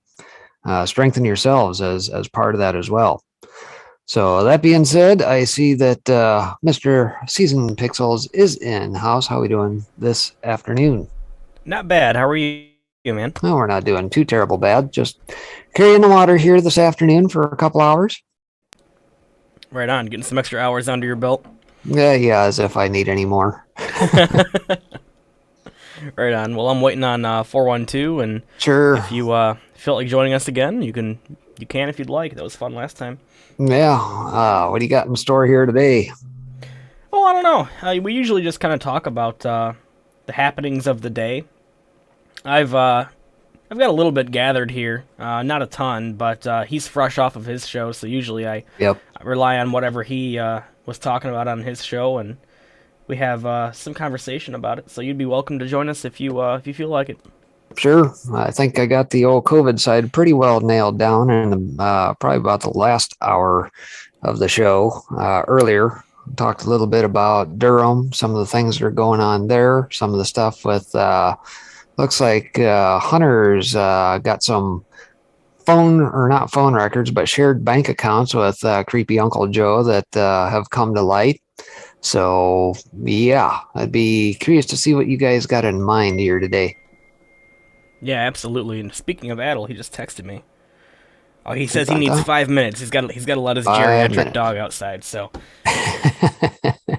of course, I've had the pleasure of meeting Adel's dog a bunch of times now, and that dog is just hilarious. It's an old beagle, and most of the time it just naps like all day. But I found out firsthand that he can have like these random bursts of energy where the dog goes from like not moving at all to like running around at like light speed, and it's one of the funniest things to witness ever. like bing bing bing, ricochet a rabbit. Yeah. he was taking laps around our garage, like, and just like jumping over shit, and I couldn't believe it. I could not believe it, because like normally this dog just picks a spot and naps all day. It was funny. It was funny. So yeah, he's gonna let the dog out, and he'll be back in. But yeah, that bank account thing, I noticed a headline about that and grabbed it today. The headline that I have is actually from the Dan Bongino website. There's probably a better one out there, but yeah. So what's the deal with that? Some emails or whatever kind of brought to light that they have or had a joint bank account at one point in time. Yeah, the version that I had was at a LifeZet here today. DrewBerquist.com, I guess. What was it saying here?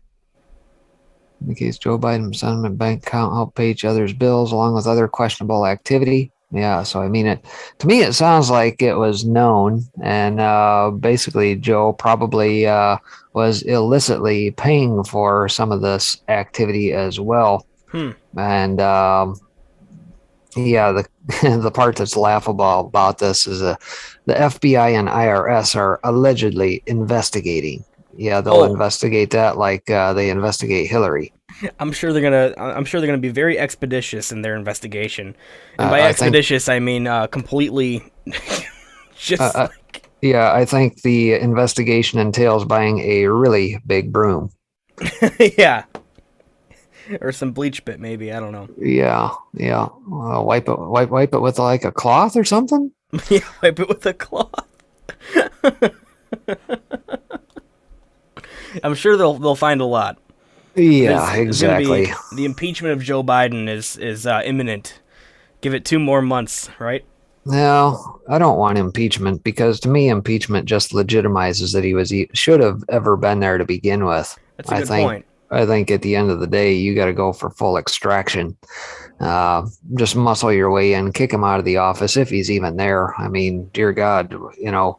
Well, I mean, it's already come out that they've got movie sets that look like what the hell? Why would you need that if you've got the real White House? Or living in the Truman Show, literally. And that's the funny part of this is that, you know, if you pay attention to sources outside of regular media, you'll see all this and plain as day, plain as a nose on your face. But the people who continue to watch and eat up the CNNs, MSNBCs, and the rest of the media and that probably have no clue. Yep. No clue at all. No clue at all. In fact, if you told them about that and you brought the sauce even, they'd probably still not believe it. Yeah, no kidding. That's insane. It's one of the most frustrating parts of being somebody who tries to red pill people, right? It's because like some truths out there are so ridiculous that like people will not accept them even if it's right in front of their face. Like they'll do mental gymnastics to freaking they'll do anything to figure out how to not believe that, right? What sort of crazy bended logic do you have to go through on, like you said, mental gymnastics? Do you have to disbelieve what you're actually seeing in front of your face? Right. You know? And I don't know, the level of indoctrination, the sorcery, the spell that has been cast upon folks by way of TV sets, it's just immense. I don't know what best way to describe it, and how do you break people from that intoxication? It's like you can't get them off of it. I don't know. Yeah, I don't know if the best thing to do is to physically go cut their cable outside their house to where they can't, force them to go live in reality for a bit, or what? Yeah, I don't know. I mean, I was reading an interesting piece, I think written by Brian Cates. It was posted on X22 Report, where he's talking about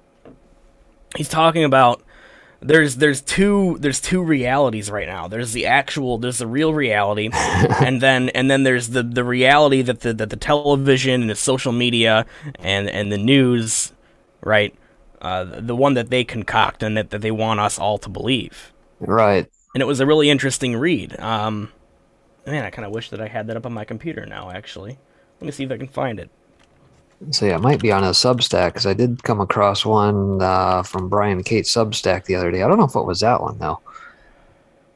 But yeah, it looks like he has jumped over to the Substack crowd as well. Yeah, let me see if I can find it. Oh, here's Adel. Adel is here. There you go. Hey, what's up, guys? What's going on? Not much. Oh, not too much. Just Nature Ninja is out and about right now, so just me and Gunner, and I had to let him out before jumping up here for the broadcast. So appreciate you guys hanging on. But good to be with everybody today. Yes, man, it's good to see you. We had an amazing weekend, man. It was that was that was a lot of fun. I'm still kind of, I was just talking about mental gymnastics with Breaking Spectre. I'm still like doing mental gymnastics to try and convince myself that it's still the weekend and we're still, cooking food, drinking White Claws, and lighting bonfires. Has been a rough mental transition back to reality, that's for sure. I'm very much mentally still there. What's up, Spectre? What's going on? I was going to say, to your point on, extended weekends and that, think of what's playing out here, though. You got the stuff going on with Southwest Airlines, right? It wasn't weather related. It's all based on this jab, and it's going to continue to play out across all these industries, across all these sectors. We may be looking at some very long weekends here for quite some time as this thing plays out. Yeah. Well, I know that right now a lot of people are actually quitting their jobs. The numbers with that is pretty damn crazy. I love it. The rubber's really hitting the road here. You know, like you've had this back and forth, this squawking on both sides. You know, one side, I'm going to mandate this, and this. The other side, we will not comply. We will not comply. Well, now you're actually getting seeing that rubber hit the road, and I think it's exciting. And the Southwest Airlines story is really the first fallout from it, where you're seeing a whole industry be kind of upended, and really the power of the average person when they hold their ground, what they're capable of. So I'm very excited for this. I know it's going to create some discomfort, and it's going to take us to through some choppy waters, but I think it's a necessary, very necessary. What I find to be especially intriguing is you get the CEO of Southwest over on, I think it was CNBC the other morning, the Squawk Box, whatever. And he says, I've got to follow this. I got to follow this mandate, And then you take a look and see, all right, where is it recorded anywhere that said mandate even exists? There's nothing on the Federal Registry. There's no executive order. The only thing that they have is a press statement. A press statement. No law, nothing on the books, nothing out of OSHA, no edict, decree, anything. And they turn around and say, oh, well, we're just going to disregard Governor Abbott's deal that he just actually put on the books. Right. By the way. That actually does exist. And that does exist. What sort of fantastical imaginary world do you have to live in to abide in something that doesn't exist for something that does? Well, here's my question. Why, if the mandate doesn't exist, why are so many large companies so keen to implement it? Because they're bought. They're bought. This is the nature of the beast. When you embed yourself that far into the government and you put up your shop over on K Street in Washington, D.C., they have an expectation when they rile up all their lawyers and write this legislation. They buy off the politicians, shove all sorts of campaign dollars at them, right? They get favorable legislation to maintain their little monopolies and everything else. Well, what goes around comes around. And they tend to forget that, oh, well, the government allowed us to make all this money and profit immensely. What happens if you get a bad government in here that wants to institute policies like what we're seeing play out? Who do you think the government's going to turn to institute said policies? Those very same folks that they are now in bed with. And that's socialism. That's corporatism. The line is blurred between the corporations and the state. And now, because they have bought into this, hey, buddy, this is just the price of doing business with the government. Right. You got to hold up your end of the deal. No, I mean, it's fascism, right? It's like this unholy marriage of private and public sector. Yep. Yeah, and that's exactly it. That's why you see these big companies doing this without there actually being a law on the books, is because they are the law. These big corporations are bigger than the law. They always have been. So they're the one. It's not the government that gives it legitimacy. It's them. If you have all the biggest corporations with the largest workforces implement this, then it really doesn't matter if the government has it on the books, does it? Because all the people that are, providing the paychecks to the vast majority of workers are essentially making it law. There's no debate there, because if they're not going to let you work, then essentially that's that. So, I don't know. I think that, again, this is where we just have to hold our ground, right? If we refuse to go to work and we refuse to comply and refuse, like they have to blink. They can't exist without us. We can exist without them. They can't exist without us. So don't blink. It's that simple. I think this actually has the potential to be a blessing in disguise, right? What happens if these giant corporations will not bend with the vaccine mandates, right? You're going to have their workforce basically cut in half, and they will not be able to function. And now we're going to have all these unemployed people. What are they going to do? They're going to turn to small businesses for employment. They're going to be starting up their own businesses and or trying to get employed at small businesses. So this actually might turn out shockingly enough, in our favor, because these giant corporations, they've been screwing with our country for a long time. They've definitely not been our friend. Yet we still rely on them for goods and services and our paycheck. Well, what happens then when half of the society decides that these people are they're definitely not our friends. They're fighting for the wrong side. They're on the wrong side of history. These giant corporations, most of them at least. What happens when everybody realizes that? Well, when half the country breaks away and just starts doing more small business stuff and focusing on local stuff, right? That's gonna the big dogs will no longer be the big dogs. They're gonna have a lot more competition now with small businesses and stuff, and because people have that contempt for these huge corporations, people are gonna actually start avoiding giving them money. So it could turn to be like quite a downfall for the giant corporations, in my opinion. Well, we've said for a long time, or at least something I've been saying for a while, is the only logical outcome for these totalitarian policies and these Marxist beliefs is implosion. You're going to continue to alienate and exclude people until there's more people on the outside than on the inside. This whole thing is built to implode. So it's a matter of how we hold up outside of that and are ready to replace it. So I agree. All these major corporations right now that have the world at their fingertips, they're cutting off their nose to spite their face. You're seeing it everywhere. They're actually throwing profits and good business practices to the wayside for political agenda. That's never going to work out well. So I'm fine with it. It's going to, like I said, it's going to be uncomfortable and frustrating, infuriating at times. But with that, I think we're going to see a lot of these big companies that had wielded a lot of power for a long time. I think they're going to be faced with their own shortcomings in that way. When they're going to be humbled, right? When you have a workforce just refusing to show up, and all of a sudden you can't serve your customers, and you become the laughing stock of the industry, whatever industry that might be. It's not going to matter how big you were or how successful you were up until that point. You've hit a moment of implosion there.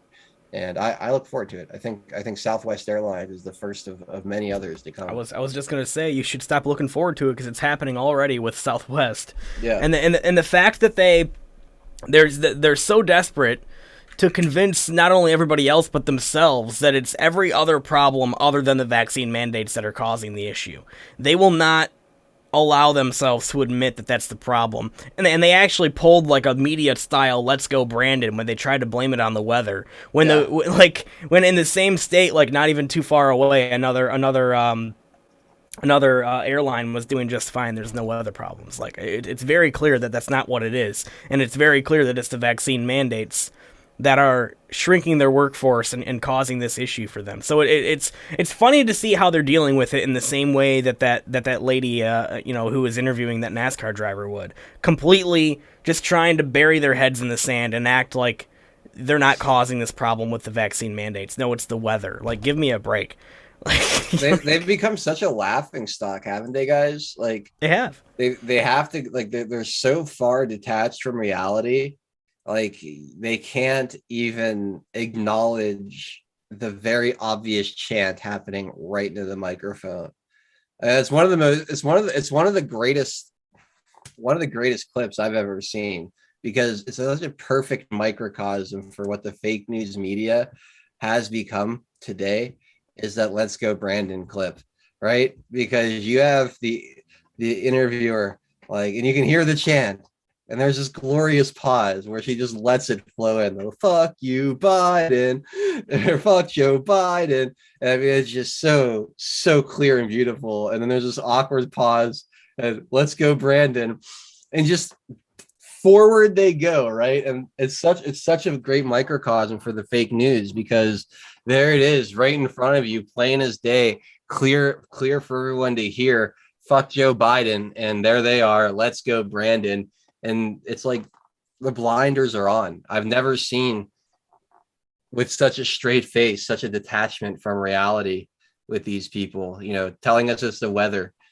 with Southwest Airlines, and they make up words like absenteeism, like, oh, that's just absenteeism mixed with a little bad weather. It has nothing to do with mandates. Like, what the fuck is absenteeism? Like, you just make that word up. You just make that word up. It's people not showing up to work, and even therein, they're avoiding telling you why. It is absenteeism, but they don't want to tell you why, because it's because of the vaccine mandates, right? I don't know. It's hysterical.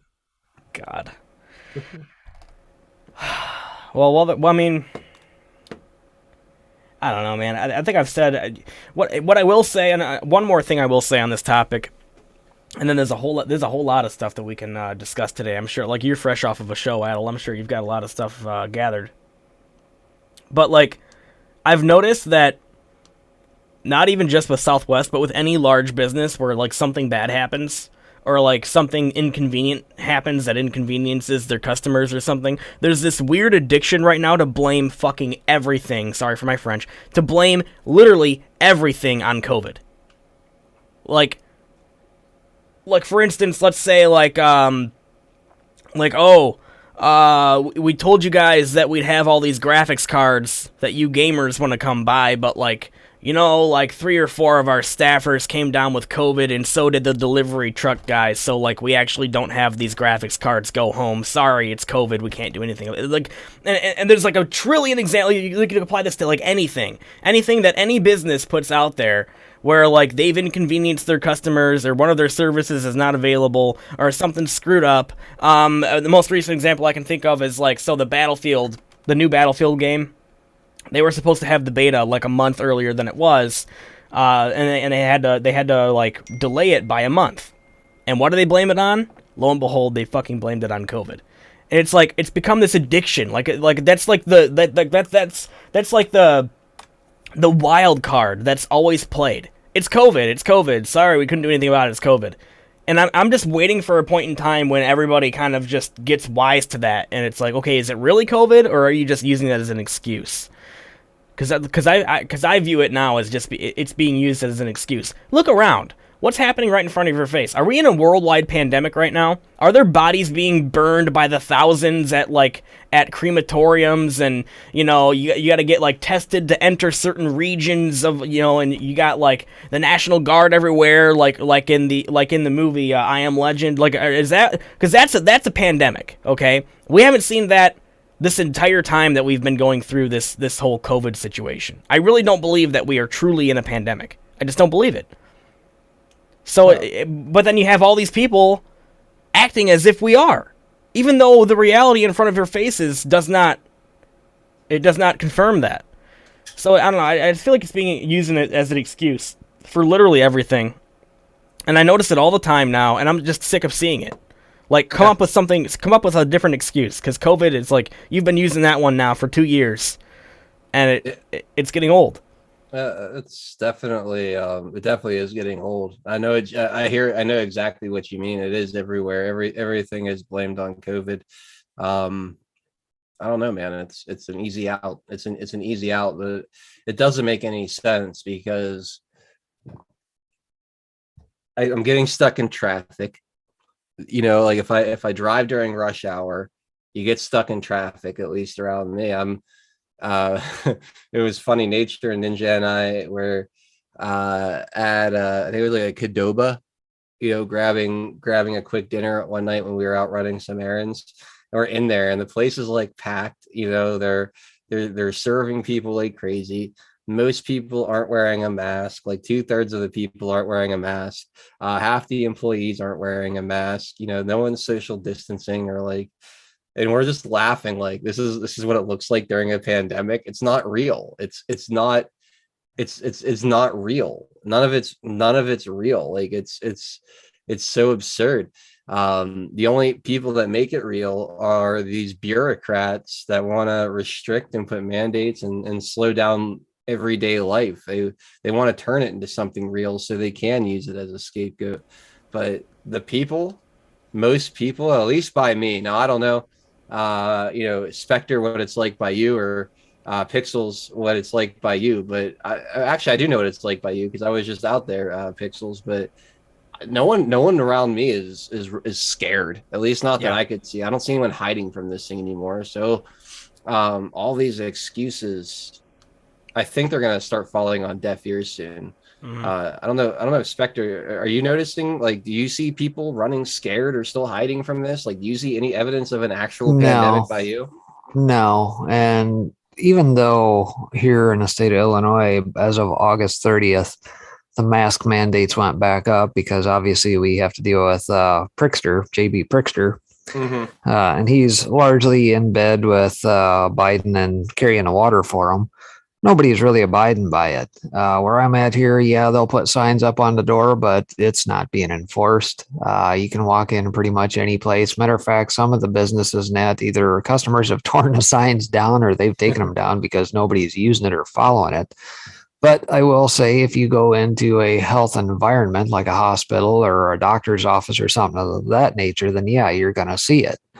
So no, nobody around here is acting like, there's some sort of pandemic. The boogeyman virus is about to get you. And, it's like magic, at the end of the day, somehow it doesn't work in certain settings, but it does in others. And, as soon as you sit down or walk outside that door, then you got to put the mask back on because the old boogeyman virus is going to get you.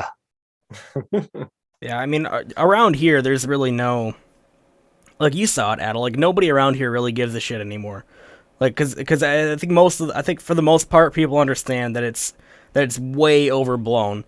You will, however, see like the occasional Karen who's wearing like 6 masks and a face shield, and like will like scold you for not having a mask on, or like not having, or if you are wearing a mask, she'll scold you about like how it's being worn. It's not 100% covering your nose. You're going to kill somebody, right? You'll see a person like that every once in a great while. I think most of them have woken up and realized, and they're probably pretty embarrassed, but they've woken up and realized that they were acting that way because they were so propagandized. But I think that there's still some of them out there. Maybe they have somebody close to them, like a spouse or something, that has comorbidities that they're worried about, or maybe they have comorbidities, or they're just older, so they're freaked out. But like literally 97% of people around my area do not care anymore. Like it's like, okay, we're just gonna live our lives, and like the social distancing, the mask wearing, the freaking all that, just like it's not needed, right? So, but I don't know. I just what really blows my mind is that we're still here talking about COVID, like, after this long. They've managed to keep this bullshit alive for this long, and it's both angering and impressive at the same time, because I didn't even think that people would, even the left would hold on to this for this long. I thought that eventually, like, their ammunition around the matter would just dry up, but they're still holding on. I mean, they're still holding on. They're talking about booster shots, the 3rd and 4th now, and it's just, at this point, it feels like something that's never ever going to go away. It's like the Democrats' new racist. I think if January 6th would have worked the way they wanted it to, and they were able to like actually convict Trump in the impeachment and end the MAGA movement, something tells me COVID would be done, or much less of an issue. But no, I mean, as soon as they feel like they don't need it anymore, they'll do away with it. Yeah, but they failed to win that narrative, and if anything, the America First movement is stronger today than it was even 2 years ago. So I think COVID is like, that's like their life vest, right? Out in the middle of the ocean there. That's really all they have to cling to is the fear that they managed to build up and generate on this virus. But again, you look around, and that fear isn't really legitimate anymore. Most people aren't buying into it. There's some that are, but for the most part, people really, really aren't buying into it. So it makes you wonder, right? We've got about a year and a week, or a little less than, a year and a month, a little less than a year and a month, before we all head to the polls for the midterms. and makes you wonder, like, if COVID, if they can't keep the COVID fear going, what are they going to do? What's the next big move? Do they have another big move? Because what we just saw in Iowa with that House seat flipping, a House seat that's been run by Democrats for over 40 years, flipping Republican, and decisively Republican, I think is a little heads up as to what to expect if we get a fair election in 2022. So I don't know, guys. It's a good sign, but we have to destroy mail-in voting. We have to enforce the law around that. In 2020, the election was stolen because they were simply allowed, under the excuse of COVID, of course, they were simply allowed to ignore the existing election law. They were allowed to do all kinds of things that are blatantly illegal, and they weren't prosecuted because COVID, right? That's the only reason they were allowed to. If they couldn't do it with what they did with mail-in ballots in 2020, we'd be in a different country right now. Yep. Totally. It was mail-in ballots that sealed the deal. With the other things that they did with Dominion or just with the on the ground, fraud, that would not have been enough. But with the hundreds of thousands of fraudulent mail-in ballots, that's how you steal an election. So if we can, for the midterms and for 2024, if we can have that law, no mail-in ballots, no ballot harvesters, if we can have just those two laws enforced properly, then we're in for a lot of winning. I agree. I don't know if you've seen the article that came out of the Federalist here in recent days. I just covered this hour before last, but it does a little bit of a dig on Zuckerberg and how he distributed his money to buy the election, in essence. And there's two outfits we need to be very, very cognizant of, and any derivations of in our respective areas. One of which is the Center for Technology and Civic Life, and the other is the Center for Election Innovation and Research, both of which took in $419.5 million of Zuckerberg's money into local government election offices. And of course, it came with strings attached. So they put their cronies and activists in all these local positions, whether it be city or county or what have you, in order to get done what we just saw manifest back in November. And as part of that, like you said, mail-in ballots is certainly a part of that. But they were literally sending activist groups out to make sure people got help with signing ballots and getting their signatures on, and basically electioneering. And all this is done under the guise of something that can't be tracked. It can't be contested. Nothing. Why? Because all these are under the 501c3 organizations. And that has to stop. We got to get our local officials to recognize that this is being done and put a stop to that before it ever starts, if there is even to be a 2022 election. Right on. I agree completely. Circling back here, I just came across something that was just published 4 minutes ago. Hot off the press on the Federalist. Federal judge temporarily blocks United Airlines vaccine mandate. So there's been this discussion lately. This kind of reminds me, there's been this discussion lately about how Joe Biden's vaccine mandate from the federal government does not exist. All it is an idea. It's a mirage. It's a press conference, and that's all it is. So that's why you haven't seen a gigantic onslaught of lawsuits, because there's nothing to sue over yet, right? Coming out of the federal government. However, there is something to sue, right? When the private sector starts doing it on their own. And I think that the way that these cases go will probably foreshadow the way the cases against the federal government go if and when they actually do their vaccine mandate through OSHA or whatever. But this is cool, though. I'm glad to see a federal judge temporarily blocking this. Now, they're not doing it as a decision against them. They're doing it as it's kind of like an injunction. You know what I mean? Like, while they have this trial, they're not going to allow the vaccine mandate to be in effect. Essentially, is what I'm looking at here. So that's kind of starting. This is against United Airlines, which is interesting. I want is Southwest Airlines, are they facing any kind of legal battle right now that you guys have seen, or? I don't I don't know if they have anything specifically going on there. Spectre, I don't know if you do.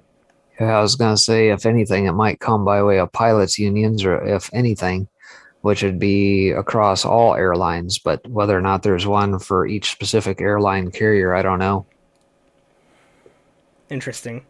But yeah, I mean, it says a federal judge in Texas has temporarily blocked United Airlines from putting unvaccinated workers who requested exemptions from the company's COVID-19 shot mandate on leave. The court is not currently ruling on the merits of the parties' arguments on these points. U.S. District Judge Mark Pittman wrote in his order, rather the court seeks to simply avoid the risk of irreparable harm to the parties and to maintain the status quo while the court holds an evidentiary hearing. So, United originally planned to put any workers who did not comply with the company's shot order on leave. Even those who requested and were granted religious exemptions from the jab were going to be forced into medical or indefinite unpaid leave, which is like, what the hell is indefinite unpaid leave other than firing? You're on leave forever. You can't come back to work. We're not going to pay you, and it's forever. That's firing somebody. There's no difference whatsoever. So, like, they were literally trying to, the people who were granted religious exemptions, no, they still got fired. So that's what this judge is stopping here. They're stopping United Airlines in Texas from placing anybody on leave for refusing the shot, basically. And we'll see what else happens. They're still going to have an evidentiary hearing, whatever, but just thought I'd bring that up here. It's good to see. I'm happy to see it. We need more lawsuits though. Like I'm almost kind of pissed off that the Biden administration hasn't put out their vaccine mandate yet, because if they had, then we'd be seeing an onslaught of lawsuits right now, and I think that's exactly what's needed to kill this thing, right? That's probably why they haven't put it out there. Yeah. So no one can sue. Yeah. Exactly, and now they're just relying on the private sector to do it for them. Can I bring up a more important article here that we haven't talked about yet? Because this is way more important. Did you hear about Superman? Did you hear about Superman? Oh, he likes sucking dicks now, doesn't he? Yeah. He's someone in live chat said they'll attack him with dick tonight now. Oh my god. Yeah, with the journey of self-discovery, Superman comes out as bisexual in DC Comics. So Superman has come out as bisexual in new journey of self-discovery. Clark Kent's 17-year-old son, Jonathan, is a bisexual superhero who will be fighting wildfires caused by climate change and protesting the deportation of refugees. Guys, that is the gayest thing I've ever heard in my life. This is the new Superman. He is a climate change SJW bisexual. I don't even know. I don't even know. Make out with femboys that have purple hair and hipster glasses. I don't even know what to say. It's just, yeah. I mean, I covered that on the breakdown a few days ago. I think on Monday, and I didn't know what else to say about it either. But I think it's typical of the left right now. They're trying to inject like every little part of like every golden calf of the left. They are trying now to propagandize the youth with it, right? Yep. It's like they it's so weird. They want more gay kids. Like it seems to be their goal, right? They want more gay and gender confused and mentally ill children in this world because they're going to grow up to be their little foot soldiers, essentially. It's meant to subvert the nuclear family structure, which weakens the society in general. Yeah, well, you got weak people that can't figure out what gender they feel like that day. Then how the hell they're going to fight tyranny? Yep. In China, they're locking people up who are pushing this Marxist crap. They're getting ready for war over there. They're not allowing weakness, into their culture. Meanwhile, they're pushing it and promoting it here. So what do you think's going on there? I found it really interesting to see that they're They're pushing it like they won't even allow any guy that acts like a little bit feminine on their Chinese television channels anymore. So I found that really weird. It's like, wow, I thought, but then I realized, I'm like, well, they don't want to weaken their country right now. They're trying to strengthen their country. They want to weaken us, that's for sure. That's why they're pushing all that garbage over here. But as far as them, no, they want to weaken, they want to strengthen, and embolden their own country because they want to take over everything eventually, right? Yep.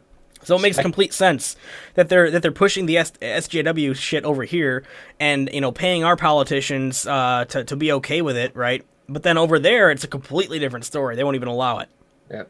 Spectre, will you be buying the first issue of the bisexual Superman? I don't believe so. No? But the question I have is, when this all comes back around, what are we going to go back to? Think of all the artists, all the comics, all the brilliant minds that are out there. They're going to have to recreate something fresh and new because everything else has been perverted to the point you can't even go back to it.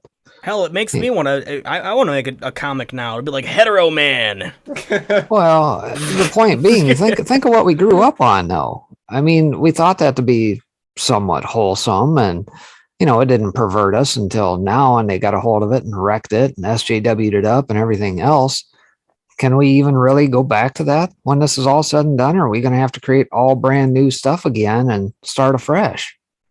Either that, or we can destroy all the stuff, because it's been, I don't know, it's probably been about a decade that they've been doing this, so we could just, delete all that shit and just pick up where we left off in, 1990. I think that's the best way to do it. Just delete everything from, 2009 till, 2022, or whatever. I mean, I think that you'll have, right now you're having things that we enjoyed reimagined in ways that we don't appreciate, but I don't see anything stopping us from reclaiming, some of these pieces of our culture once the pendulum kind of swings back and all this nonsense kind of settles. I think you can kind of reclaim it and reimagine it again. Definitely, some damage will have been done to some of it for sure, and maybe some of it does go by the wayside, but I think that you could take pretty much anything back, and I think we will. It's just, I don't know if it'll be, at what point in my lifetime, because things move so damn slow, but I don't think anything is lost forever. And you were telling me this past weekend, Adel, that all of us fighting this, like you and I, we'll probably be able to maybe enjoy our lives and be done with this fight by the time that we're 40 or 50, right? Yeah, I was saying that really, if we are successful in what we're doing now, it's going to be, our kids and really our grandkids that are going to enjoy the fruits of that. We're here to hopefully usher in some kind of transition from, as Steve Bannon calls it, the party of Davos, to power back to the people. But I think most of our lives will be dedicated to fighting that fight. The fruits of that labor, I think, will mostly be enjoyed by a couple generations after us. And what do you think about that, Pixel, Spectre? I mean, I think that our job is to win it, but we ultimately really won't have much time to enjoy it when it's all said and done.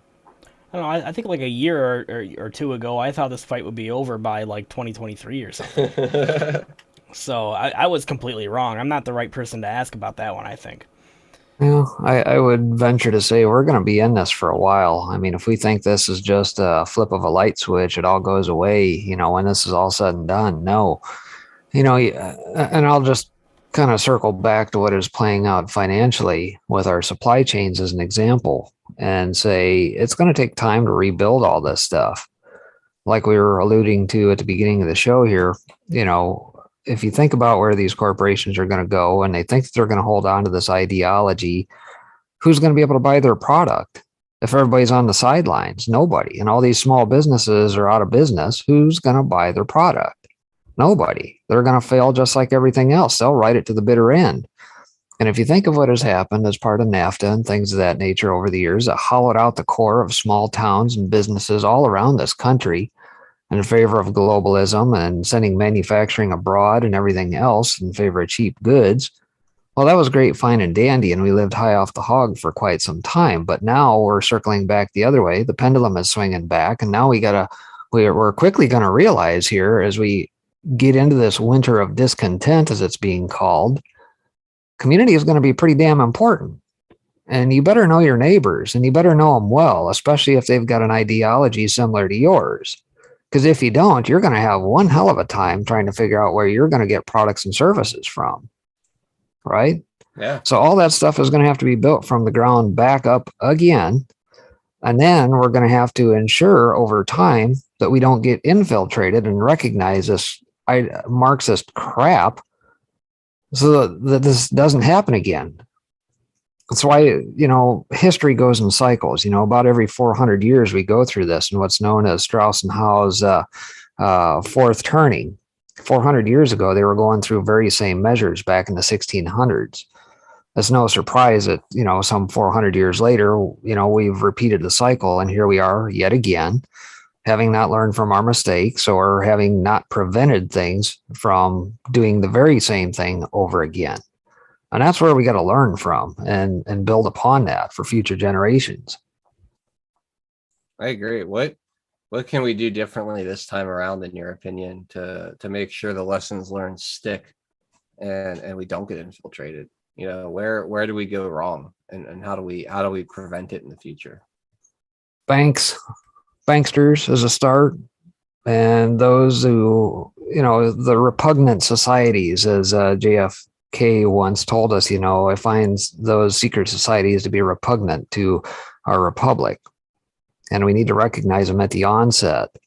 I don't know. I mean, there's a lot to be able to build upon. People smarter than you and I to help orchestrate that. I mean, we've been doing this for a while and I've seen it play out. There's a lot of lessons learned we can put together, but I'm sure it's not perfect. I'm sure other people have good ideas. And, the bad part is, I don't even want to say it's a bad part as being somebody as a conservative, is that we don't really spend a lot of time meddling in the affairs of other people's business. When in reality, there is going to have to come a time when we say, yeah, I respect what you do out on the outside. You grow your own stuff and mind your business. I do the same thing here. And so does Joe Blow down the street. But I don't even want to use the term collective good here, but for the betterment of society, we are going to have to put our brains together and say, look, we got to do this if we're going to preserve this for any period of time. I think the number one thing that we need to do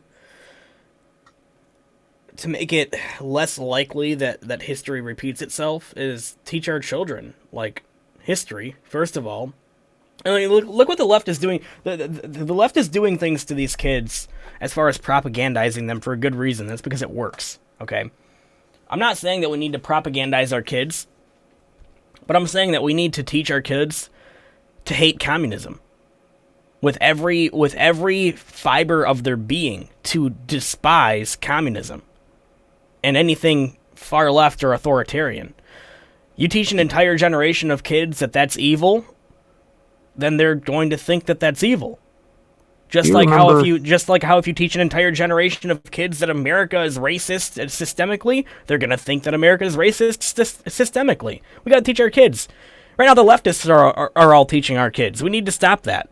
We need to have an entire generation of homeschooled kids who, once they're done with homeschooling, despise communist China, despise anything far left. We need an entire generation of kids who hate all of that and will do everything they possibly can to build a world that is free of it. Do you remember shows in the past, maybe dating back to the 70s and 80s, where they used to get on some of these diatribes, and I don't remember which kids they were and whichever shows, but, they would call them out and say, he's a commie, and point at him. And then the guy would cower away and go sulk in a corner or whatever. We need to get back to that. Yes. We become way too damn apathetic and too forgiving of this in the name of diversity and inclusion BS. And get back to that. Point these rat bastards out and get them out of society. Get your head on straight. Get these people into mental institutions that have been taken away by the state and put in with the general populace. I'm not saying we need to have concentration camps, but dear God, get your head in the right space, and you're probably not going to have delusions of communism. Well, we need to make it so that there's this interesting dynamic that I noticed back in 2015, 2016, to where if you even dared to go out in public and, like, claim support for Donald Trump, like, you would instantly become like a leper, right? The whole of society around you, all your friends and God forbid family, but that too, would shun you and publicly shame you and say that, you're a racist and you're insensitive and all this shit. That same thing needs to happen to these far left losers, right? We need like public shaming, as much as I hate to say it, but public shame works. People don't want to be singled out as like that stupid commie, right? It's like that embarrassment, and it's like, so I think that there's something. Oh, you're absolutely right. We don't have that in our country anymore. We're too afraid of hurting people's feelings, unless, of course, they're a dirty, deplorable Trump supporter. It starts at the top too. It starts at the top because I was saying this after November 3rd of 2020. We were going through all these hearings, and I think it was either Georgia or Arizona. You had the video, I think it was Georgia, the video of what's her name pulling ballots out of the suitcase in front of the table, and you had one of the Democrat women there like freaking out, and you had the Republican like, oh well, I think what my colleague, like the decorum and how polite they are with the other side, like they call us racist and deplorable and all these names, and then we come out and we're like, oh, our distinguished colleagues on the other side. No, fuck that. For it's just once, I would love to see us just stop calling them Democrats, call them the Communist Party, call them the Anti-America Party, start calling them the party of slavery, of higher tax, like actually start fighting dirty with these people, instead of maybe what my colleague on the other, no, not my colleague, what this crazy communist psychopath is trying to do. Let's just start throw manners aside for a second and actually go for it. And I think it goes right to what you're saying, right? Teach our kids to hate communism. Absolutely teach your kids to hate communism. Get it, that should be part of our curriculum as a nation in our schools, should be to teach the evils of communism from a very, very young age. Not sympathize with it, for sure. I totally agree. No more playing nice with the enemy. No more pulling punches or beating around the bush. Call a spade and be done with it. And I firmly believe that's why Donald Trump won in 2016. It was because he was willing to play dirty. He was willing to get in people's faces. He was willing to call names. He was willing to fight dirty with these people. He was willing to fight. He was not willing to act like it was just some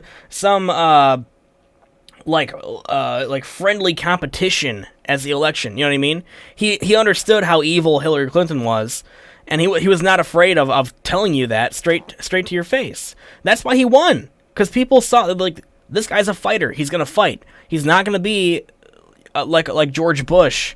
You know what I mean? Who continues on with this grand illusion that we're not in a major tug of war here, and that we're all good. It's all good. We're all friends. You guys may disagree over there, but we're still all a part of the same. Well, they really are. The Uniparty, but he was somebody who was not part of the Uniparty, and who was willing to fight the Uniparty dirty. And if he needed to take a couple cheap shots, he wasn't afraid of doing that either.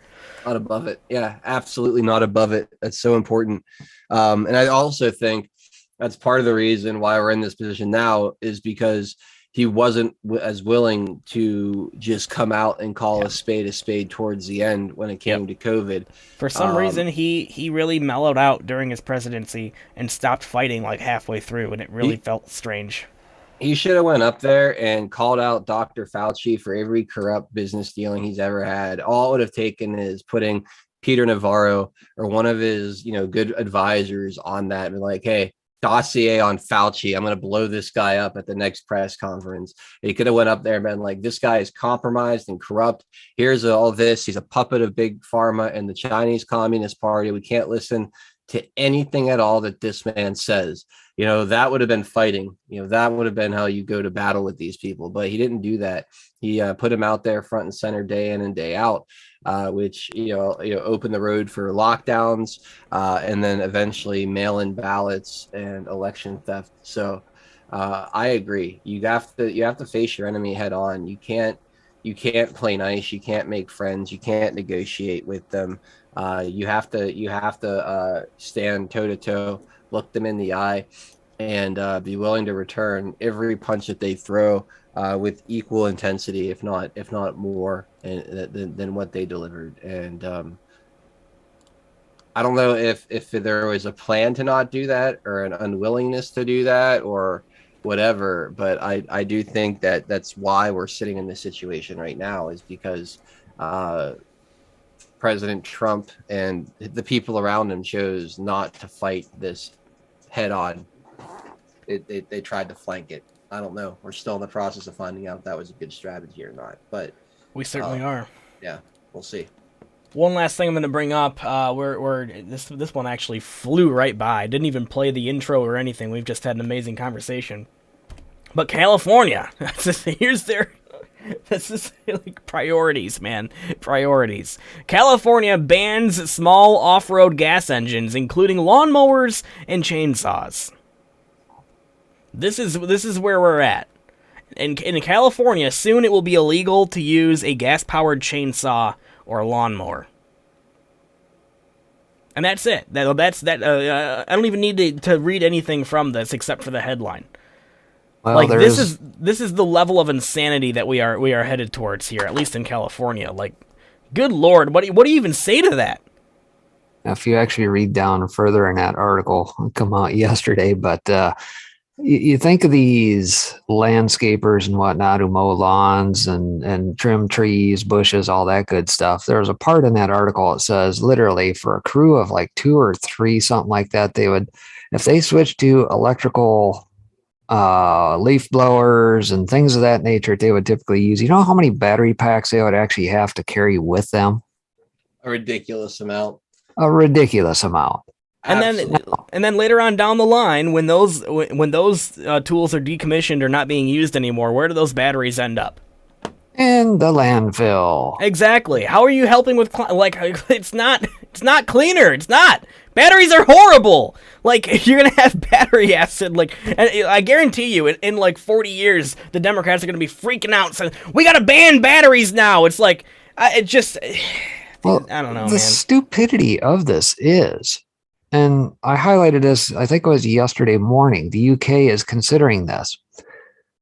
And I would suspect the US will probably follow suit sometime later as we transition over to EVs. And of course, all the fossil fuel bad, internal combustion engine bad. Where is all this electricity going to come from in our present grid situation? Any idea? So the government is going to mandate all this stuff, take away dirty fuels because coal bad, gas bad, electricity good, get on my windmills, get on my solar panels. Saw how well that worked out in Texas earlier part of this year. Yeah. But the UK's solution to this is, get this, for about 9 hours a day, you just can't plug in your EV vehicle to charge it. From the hours of, say, 9 a.m. in the morning till about 1, nope. And from about 4 in the afternoon till 10 o'clock at night, no. So at what point are we just going to ban travel and upkeep on your landscaping and, you know, anything that requires anything at all? They're just going to start banning activities soon, right? We're regressing. We're not progressing anywhere. We're regressing. We're regressing to the point where people are actually going to have to do physical freaking activity with their old chopper style mower that has no engine on it, and you actually have to get a hand rake to get stuff done, and some hand choppers and clippers and things of that nature. At that point in time, there's going to be a shift in the consciousness of the Democrats, right? The lefties out there are going to be like, damn, now we got to do manual labor because we banned all this shit. Like, we got to reverse this now. Like, They're not going to change anything. They'll still hire Mexicans across the border to do all that stuff for them. Yep. There you go. They will. You're right. That's absolutely right. But what are we going to pay them with if the money is not worth anything? Because that's where we're going as well. Burritos. Like, we'll give you 3 papayas and an avocado if you cut my grass. Oh my God. This is progress, folks. This is progress. Are you enjoying it? God. Oh my gosh. So we got like 2 minutes left. Is there anything else that anybody wants to bring up? I know that there was that Republican Iowa House district that flipped Republican after 46 years of being Democrat. That's good to see. Dr. Shiva is doing some kind of open dialogue on the election audit results. I heard you, Adel, before. I think it might have been before you came over for the weekend. You were talking. I think it might have been on Taking It Back about. Or no. No, I think it was on Undeplorable Discussions. A few days ago or whatever. I don't know exactly when it was. It doesn't matter. But you were talking about how you were kind of upset with the Maricopa audit because they failed to answer a very basic question. Which the only candidate fucking question that matters, by the way. Yeah. And I'm feeling the same way. It's like I feel like the Cyber Ninjas totally dropped the ball. Like, they failed to answer the most basic and important question that we all wanted to know: who actually won legitimately in Maricopa County? Yep. Yeah, it's more bullshit. So I don't know if there's anybody out there watching who's involved in starting up these audits. You've just learned what not to do. Okay, don't recount the result like 7 times and then just like say that it matched. It's like, yeah, no shit. If you counted the fraudulent votes and the good votes and it was all included in that count, like, no shit, you're gonna come out with the same result. Of course you are, right? Well, so we've all just learned how not to do an audit as far as I'm concerned. If you can't answer that simple question, which candidate got more legal, legitimate votes, then don't even bother doing one. And no one fucking asked the question in the Senate. They had the entire team there for 4 hours that day or however long it was. And not one of the geniuses in the Senate had the brain cells present to be like, okay, so you found 17,000 duplicate votes. How many for each candidate? Okay, you found 50,000 votes that had this issue. How many for each candidate? Like, it's such a basic question, and really the only one that anyone's looking to have answered. And it's just like, no, you have to like dig through a bunch of ambiguous nonsense to see that there's enough questionable ballots to put the victory in doubt, but not enough detail to answer the question directly. And it's done on purpose. It's completely done on purpose. And it's nonsense. It's just the same thing as you were talking about before, where you got to meet these things head on, in my opinion, and stop handling everything with kid gloves. I'm infuriated by the Arizona audit. There was bombshell stuff that came out, and in a way it's been a success, but tell us who actually won and just stop with the bullshit already. You know the answer. Share it with the class. That's all I'll say. Exactly. I'm 100% spot on. Breaking, anything to say before we go ahead and end this one? Well, I would agree. I think there's going to be more efforts around the country. People are going to have to get involved. It's going to take a magnificent effort for all 50 states to get involved in this. Doesn't matter red, blue, or otherwise. The shenanigans played out all across this country, especially red states right now. The first thing, if I'm a red state, your legislature should be doing and the people should be pushing to get done is election integrity, period.